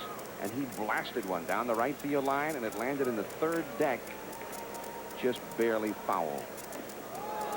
What year was that? 1977. The next pitch, Seaver threw it and struck fairly. What could have been, Joe? There's Juan Gonzalez on deck. Well, Cito Gaston made the All-Star team a couple of times from the San Diego Padres. A lot of people forget he was a good hitter and a good outfielder. There's a shot into deep left center. White going back. It's over his head and off the top of the wall. Palmeiro will score, and Franco is into second with a booming double. And it is 8-3 Texas. They're letting it all hang out tonight after being shut down here for 3 days. Well, Julio Franco is one of the best hitters in all of baseball. He's hit over 300 like 4 or 5 years in a row. It's the breaking ball that hangs, and he hangs out on it. He drives into it, and really good extension. Hits about 3 feet from the top of the wall. Devon White plays it back in, but it's a double and an RBI for Julio Franco. His 16th double, his 42nd RBI. There's Timlin coming in. Michelob Light presents. Here's Mike Timlin on the pitch for the Blue Jays in the 7th inning. 1 run is in, 1 man is out, and Julio Franco is the runner at second base as Juan Gonzalez comes up. He blasted a 2-run homer his last time. Fastball outside, and Timlin is from Texas, Midland, Texas. Graduated from Midland High School, where he was the captain of the baseball team, then went to Southwestern University in Georgetown, Texas, where he also played ball. And Joe, this guy throws real hard, got a great arm. Yeah, but Gonzalez is one of these young guys, and they see the fastball very well. That's what happened last time up. Acker tried to throw the fastball by him, and he went into the second deck. But Timlin throws 94 miles an hour, just like Gonzalez likes it. Well, let's have this confrontation. Power against power. Timlin got the win here yesterday, and he has 8 wins for the year. 3 starts, 31 relief appearances. Look out. Off the glove of Borders, and down to third goes Franco. 8-3, Texas ahead in the 7th. And threatening to get more. Buechele on deck. Well, 94 mile an hour fastball, and it gets away from Borders. It's up and in. Borders can't get the glove out there in time, and they're scoring at a wild pitch. Almost gets Gonzalez. Infield comes in now. The pitch is taken low for ball 4. Gonzalez never saw a strike from Mike Timlin. Timlin, the third Blue Jay pitcher. There's Toby Harrah in the batting glove. Steve Buechele comes up. Runners at first and third, 1 out.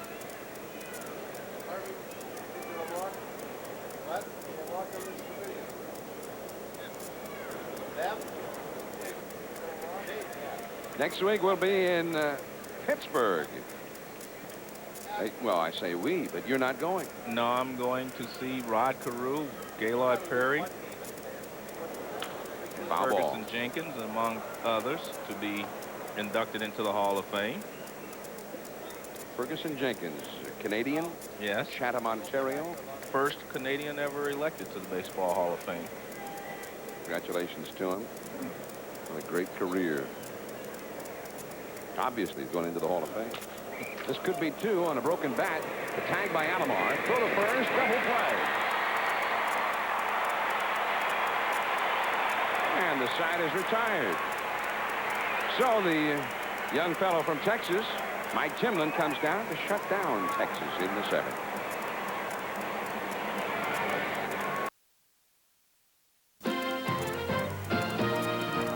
ESPN Sunday Night Baseball is brought to you by Budweiser, the king of beers, who reminds you, friends know when to say when.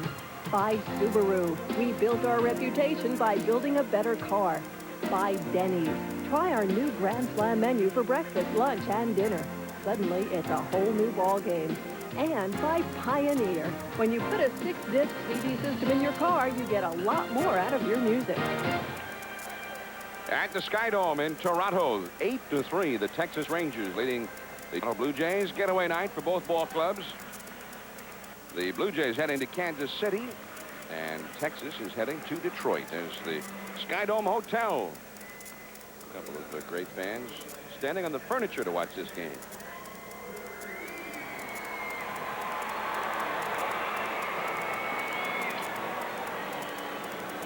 Here is Pat Borders to lead it off. 50,294. Here's the paid crowd, which is just 5 short of the all-time Skydome record. Julio Franco got it, and Borders on 1 pitch is retired. Now, wouldn't Cito Gaston like to see Borders or any of his hitters right now work the count a little bit? They need some base runners here. Well, that's one of the problems you'll see in players now that do not realize how to hit when they're behind. You're 5 runs down, you can't hit a 5-run homer. So the leadoff hitter has to try to get a base. And all of a sudden you pop up on the first pitch or the second pitch, and the inning is really kind of shot. Here's Derek Bell, rounded to third and flying to right. I guess Bell, that breaking ball is in there for a strike. It could be another fellow that they could think about sending back when Snyder joins the ball club tomorrow.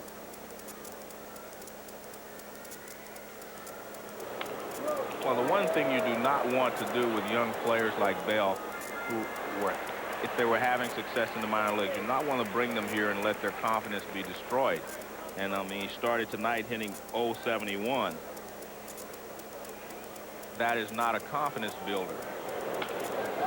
In the right field, but there is Sierra. 2 men gone. The batter will be Rene Gonzalez. Next Sunday, 8 o'clock, will be at Three Rivers Stadium. The world champion Reds and the Pittsburgh Pirates, the 2 divisional winners in the National League last year. The Pirates just swept 4 from the Reds in Cincinnati. You'll see Barry Larkin, Bobby Bonilla, Barry Bonds, and there you see the Pirates with the best record in Major League Baseball up till now. And the Mets finally lost one today, but the Pirates did not. Pirates by 3.5 over the Mets, and the Reds, they got plenty of help this weekend from Montreal. The Expos swept the Dodgers 4 in a row. One thing about the Reds, their starting pitching needs a lot of help. A lot of people did not realize how important Jose Rio is to that ball club. Not just as a pitcher, but he's kind of a spiritual leader on the team. He's also one of the best pitchers in the National League. But he's a guy that they really count on to do a good job for them, along with Tom Browning.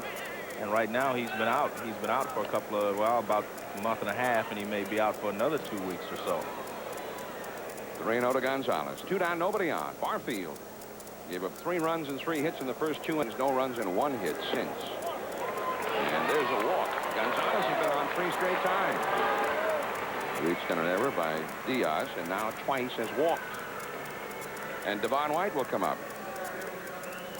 Well, that was one of the things about Jose Rio during the winter when he had the contract battles with the Reds. He has never had 1 full season in the big leagues where he has not been injured. That's true. Well, this time it's not his arm. He fractured his ankle sliding into second base. They were in a tie ball game, and he was on first. Everyone was playing back, so he was going to steal the base to be the winning run, and that's how he injured his ankle. 0-2 to Devon White, who was singled, grounded to short, and popped to second. 1 for 3. But Jose Rio is a character, and, you know, that helps a ball club, especially in the pennant race. In the dirt, 1-2. By the way, as Barfield works here in the 7th, leading 8-3, Goose Gossage has started to warm up in the Texas bullpen. There's a fly ball into left center, shallow. Palmer has it, and down go the Blue Jays. 8-3, Texas after 7. 8-3, the Texas Rangers lead the Toronto Blue Jays. Top of the 8th inning. This is John Miller, along with Joe Morgan from the Skydome in Toronto, place we always like to visit. Here is Dean Palmer. And Mike Timlin throws him a strike, 0-1. Well, the Blue Jays, this is the biggest lead that they have ever had at this time of the year. That's foul by Palmer. An 8.5 game lead going into the action today is a big lead anytime. Most people do not ever get that big a lead, even when you win a pennant.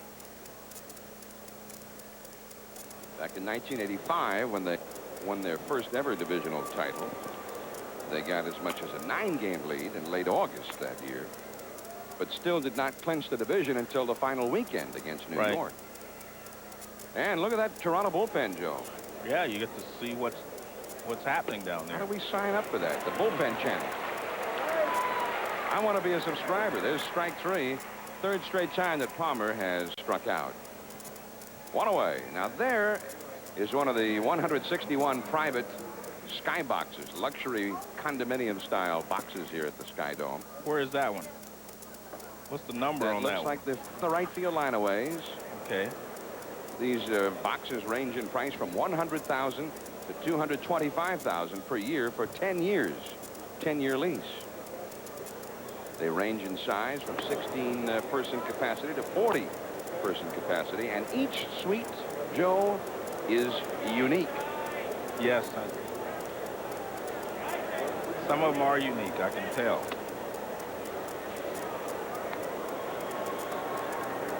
Two 2-0 the count.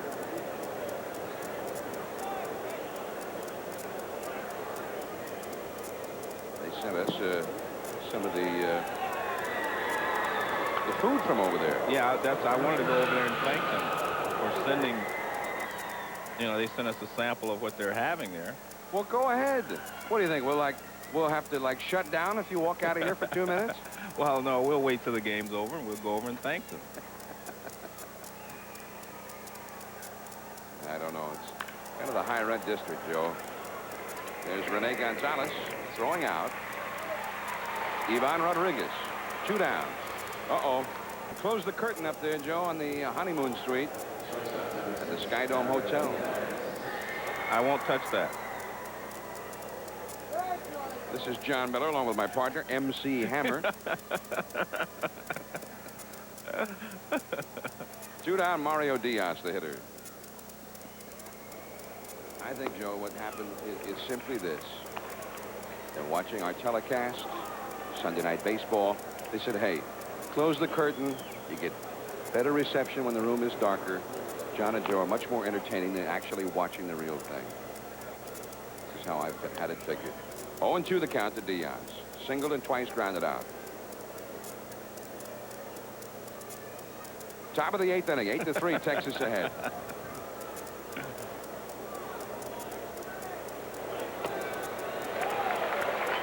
Well, Timlin looking awfully tough. Alomar, Carter, and Tabler coming up. 8-3, Texas.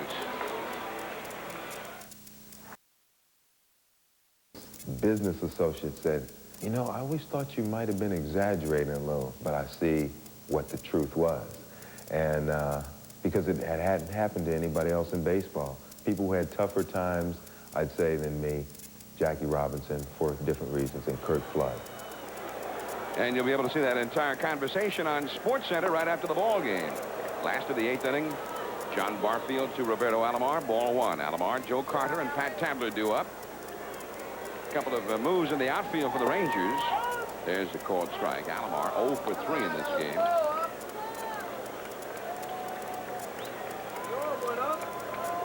And the ball 2 from Barfield. 8-3, Texas ahead. Gary Pettis has gone in to play center field for the Rangers, and Juan Gonzalez has moved from center over to left. Dean Palmer out of the game. 2-2 the count to Alomar now. There's Pettis. Gold Glover in center field in the past. He's outstanding. And there's Juan Gonzalez moving over to left field. Well, Palmer's actually a third baseman normally anyway, so that's one of the reasons they're from this move. Dean Palmer,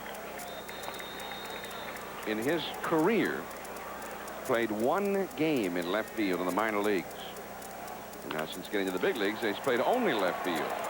Mario Diaz put it right there, and a rare offer for Roberto Alomar. Usually he gets on base somehow with a walk or a hit or something.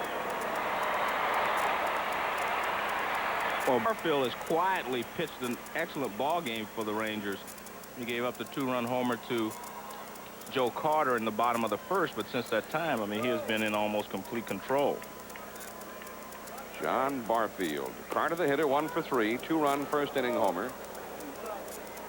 The run they scored in the second inning was unearned. Well, it was an error by second baseman Roberto Alomar.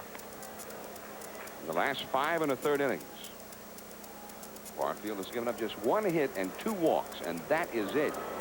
There's a long drive. Forget about it. Second home run of the game for Carter, number 21 for the year. 8-4 Texas.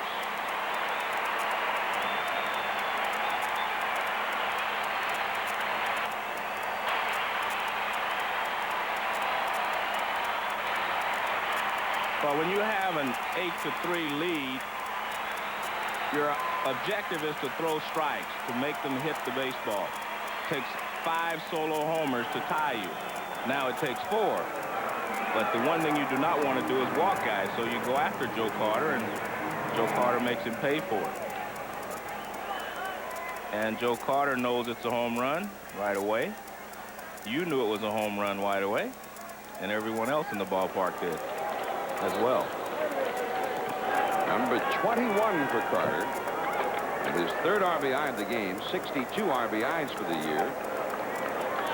Second time this year he's hit 2 in a game. That's a base hit for Pat Chandler, his 2nd in a row.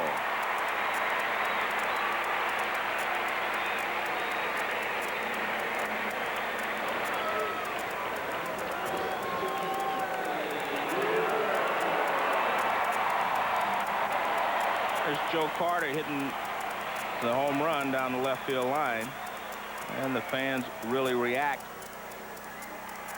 to the base hit by Tabler. I just checked my bullpen channel, Joe. Goose Gossage up in the Rangers bullpen. Got Goose in the oven, huh?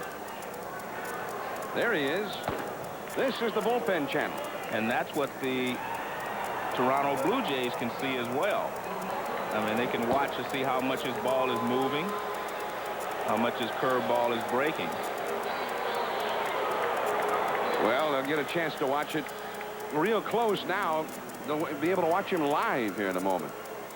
So John Barfield, 7 1/3 innings. Remember, he's just an emergency replacement.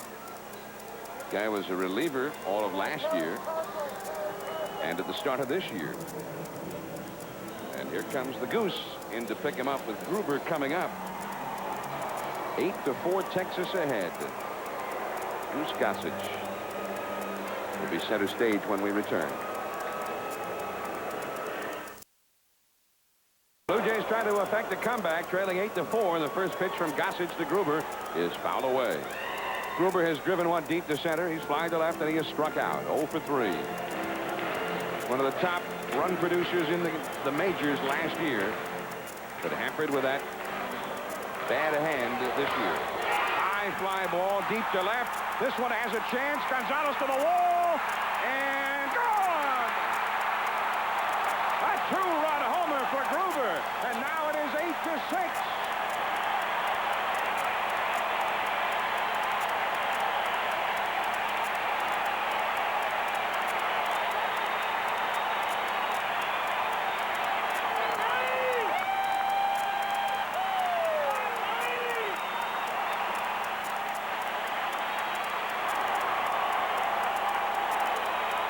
Toronto Blue Jays have been coming back a lot lately. Yesterday, Gruber hit a home run in the bottom of the 8th to win the ball game. This one brings them 2 runs closer. It's a high fastball from Goose Gossage. Gonzalez goes back and tries to get up there, but he can't quite get high enough. And Bobby Valentine is out to the mound. Gruber yesterday also hit one out of the park in a very dramatic spot. Last of the 8th inning with the Blue Jays trailing 2-1. He went deep against the Rangers bullpen ace, Jeff Russell, with a man aboard. And that home run denied Nolan Ryan a chance for a victory. So Kelly Gruber, two 2-run homers in 2 days. And that's what they saw a lot of from Gruber last year when he drove in 118 runs. Valentine is going to the bullpen.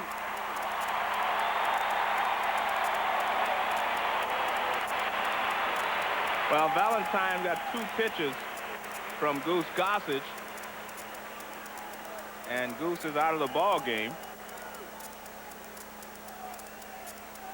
And there's Kenny Rogers coming in from the bullpen.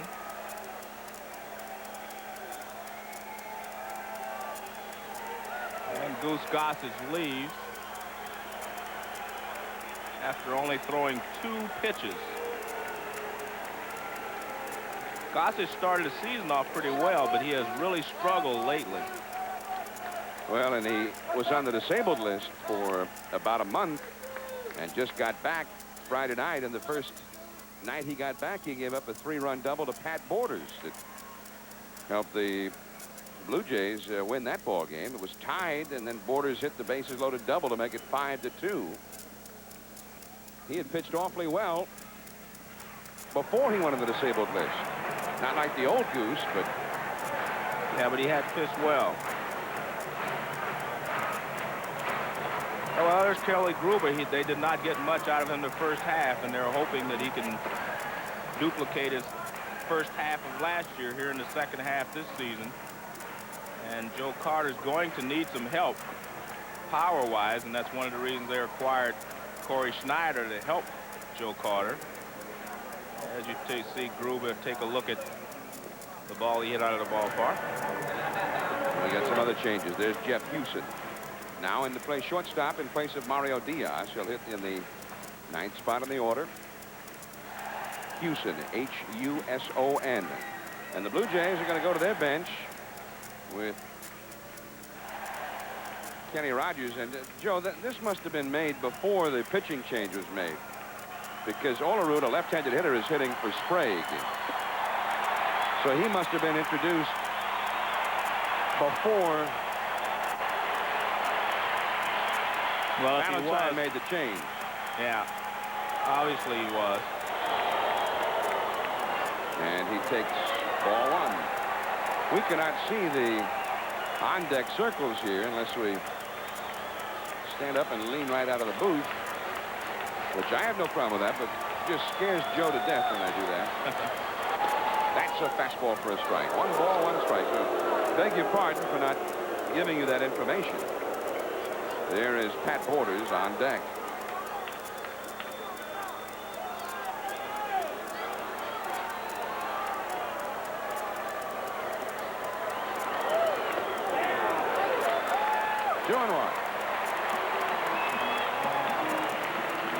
Olerud hitting .242, 10 home runs, 30 batted in, 1 for 6 as a pinch hitter.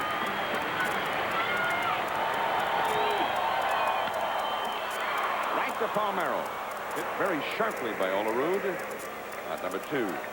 8-6, Texas leading.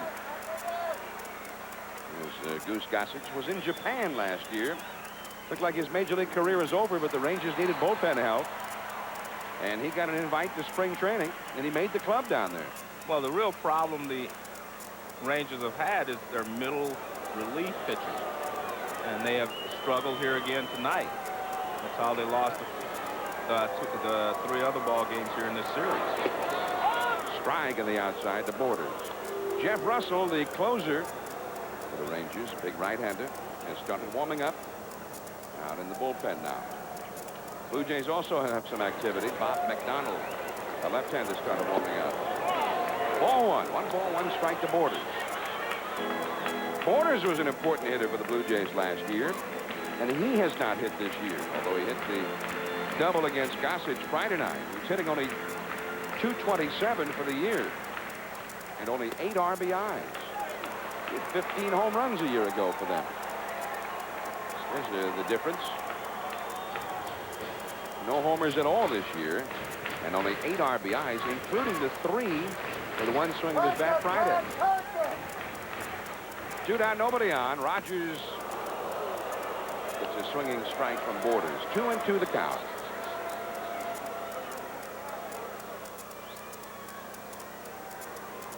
Rogers started the year as a starting pitcher for Texas, and he just got lit up start after start. So they put him back in the bullpen, and he has started getting it together here lately. He had been a reliever the last 2 years.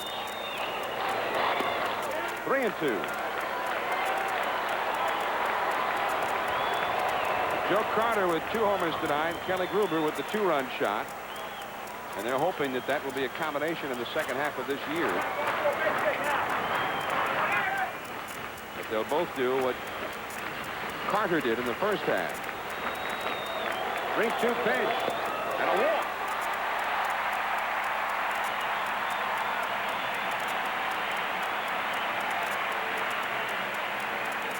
They say that Bobby Valentine has been a more relaxed, laid-back Bobby Valentine than in years past. Well, that new patience may be wearing a bit thin right now. Well, Rogers is a guy that you may not want out there in this situation.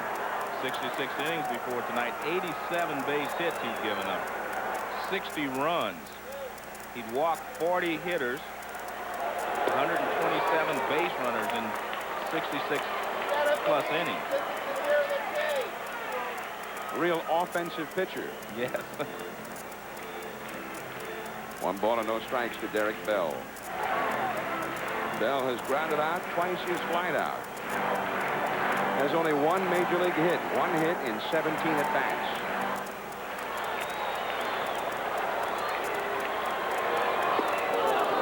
Ball and a strike.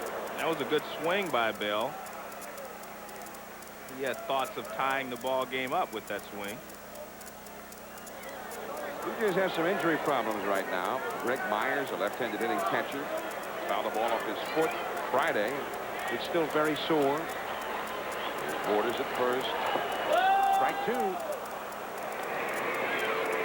Borders, rather Myers, by the way, his wife Paula gave birth to the couple's first son earlier today. His wife Paula, our congratulations to them both. Also, Manuel Lee, the regular shortstop, hurt his shoulder stealing a base the other night. He's not in there. Now Bell is hit by the pitch. Took one for the team. The tying runs are aboard. Valentine with a rather sardonic-looking smile on his face. Well, with 2 strikes, he wanted to get the breaking ball someplace near the plate because Bell had chased him.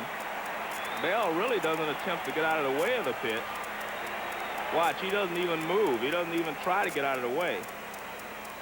Sometimes an umpire will not give you a base on that if you do not attempt to get out of the way of the pitch. Especially if you're Don Drysdale and you've got a consecutive scoreless inning streak going. Now, Valentine paused and said something to the umpire, Larry Young, before he went to the mound. He's got his closer out there, Russell. And he's already called for it. Rene Gonzalez due up, and we'll see.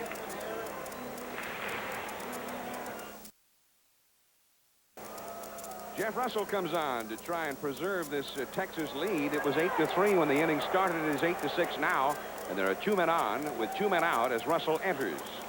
Well, Jeff Russell has been the closer, and he's capable of putting this game away. He's a pretty tough individual. He gave up the game-winning home run yesterday to Gruber, but he can also bounce back. He is very tough competitor. Rene Gonzalez will bat here, although they do have some left-handed hitters to whom they could go. But remember the injury problems they had.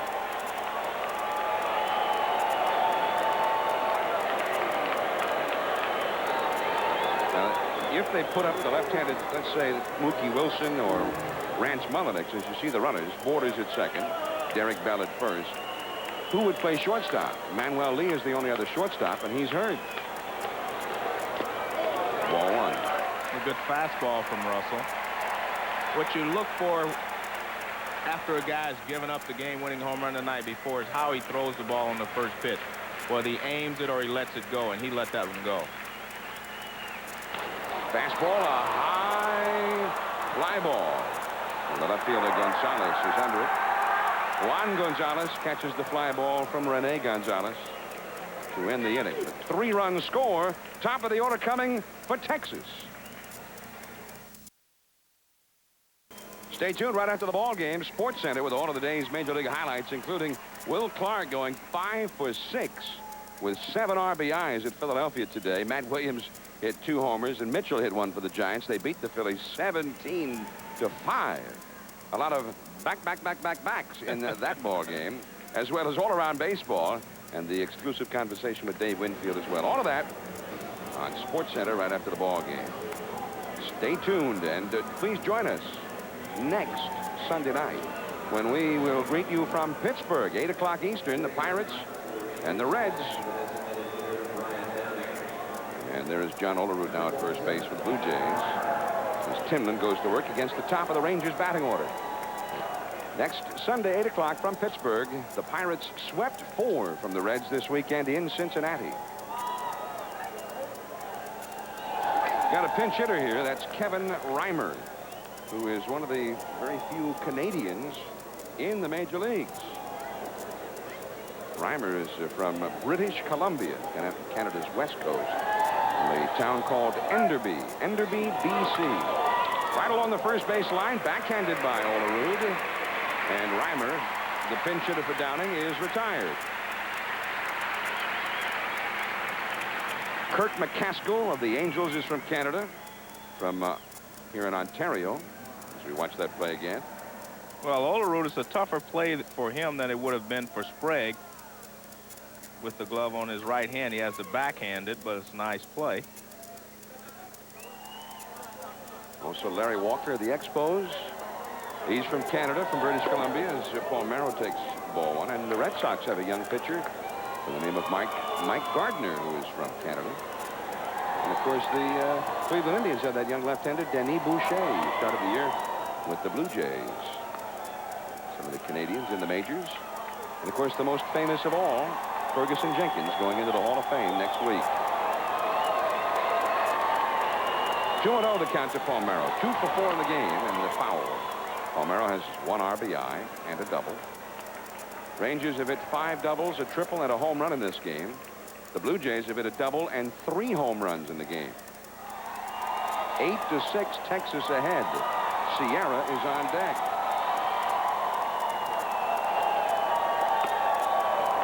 Joe, it's only fitting we should have a few home runs here tonight. 23 years ago today, Hank Aaron hit his 500th home run in this date in baseball. That's a strike. 3-2. 57 years ago on this date, Babe Ruth hit number 700 of his career.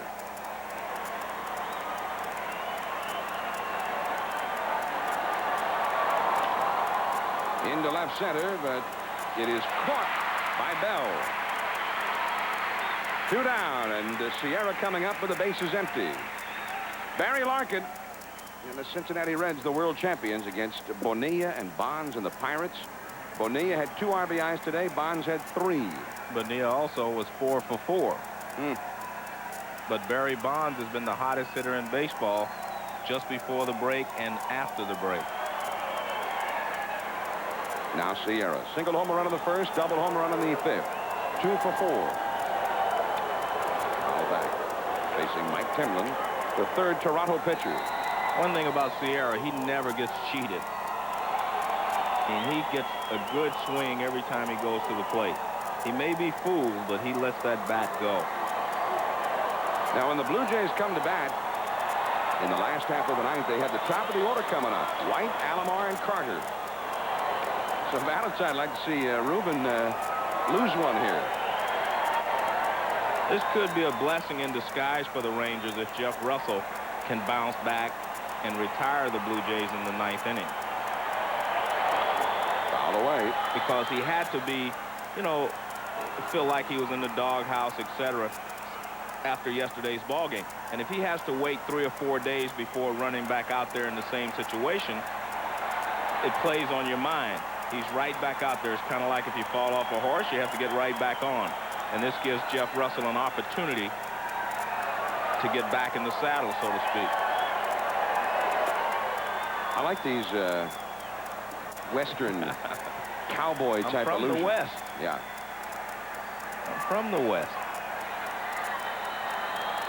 Do a lot of horse riding, do you? No. Struck him out. Timlin has retired 7 in a row.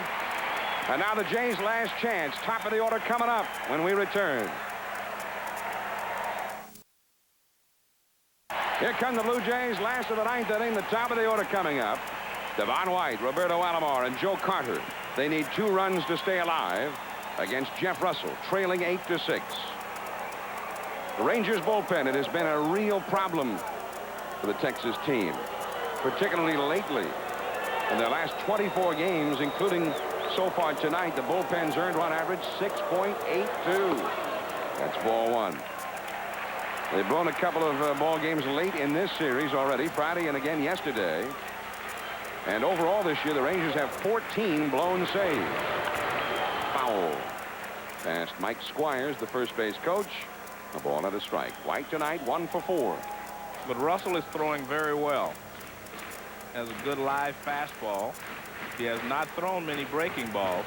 He's throwing 94 miles an hour. Last night he threw a couple. Yesterday he threw a breaking ball to Gruber. He hit out. Strike 2. 1-2 to White. White 5 hits in 27 lifetime at bats against Russell. You see, during this series, the bullpen has really been clobbered. There's a called strike 3. Well, that was perfect pitching by Jeff Russell. In, out, in, out. He came in with a fastball. He grounded it foul. He went over the outside corner for strike 2 and back inside for strike 3. Now Roberto Alomar, who has not reached base at all tonight. Grounded out, struck out, popped out, and grounded out. Does not hit the ball out of the infield. They need somebody on base for Carter. Ball 1. He is on deck. And Russell is firing. Here's Joe Carter. 2 homers tonight already.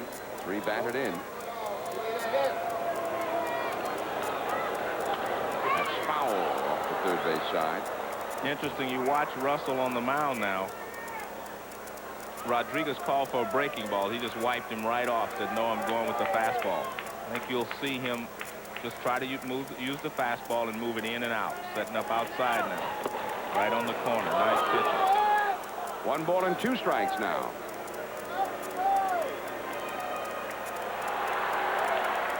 Watch Rodriguez. And that's down the left field line. It is a foul ball. 1-2. He came back with that pitch away again, and this time Alomar hit the ball hard but could not make it stay fair. Well, I guarantee he was trying to come inside, though, because he had set him up with a good fastball away. And Valentine doesn't know what to do. There it is inside. It was a breaking ball this time. 2-2. Sports Center right after the ball game. We're in the last of the 9th inning. Buechele. In the dirt, but Palmeiro pulls it out for the put out.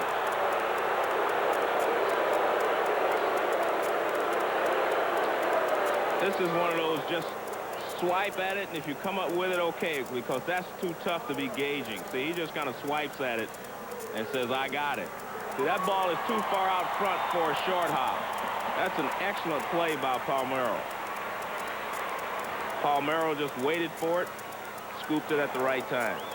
So now Carter can only draw the Blue Jays to within a run if he were to connect yet again. Slider misses. Carter a 2-run first inning homer and then a solo shot in the 8th. 4 times in his career he has had 3 home runs in a game. 2-0. Rance Mulliniks has already come out into the on-deck circle. He would bat for Tabler if Carter can keep the game going. There's Mulliniks, the veteran. 8-6. Texas ahead, last of the 9th. 2 men down, nobody on.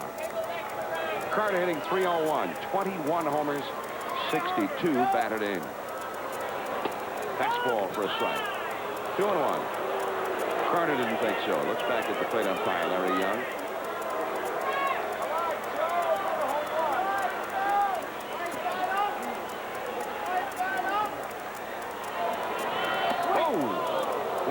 upstairs, and Carter a little frustrated with himself. He chased it. 2-2 instead of 3-1.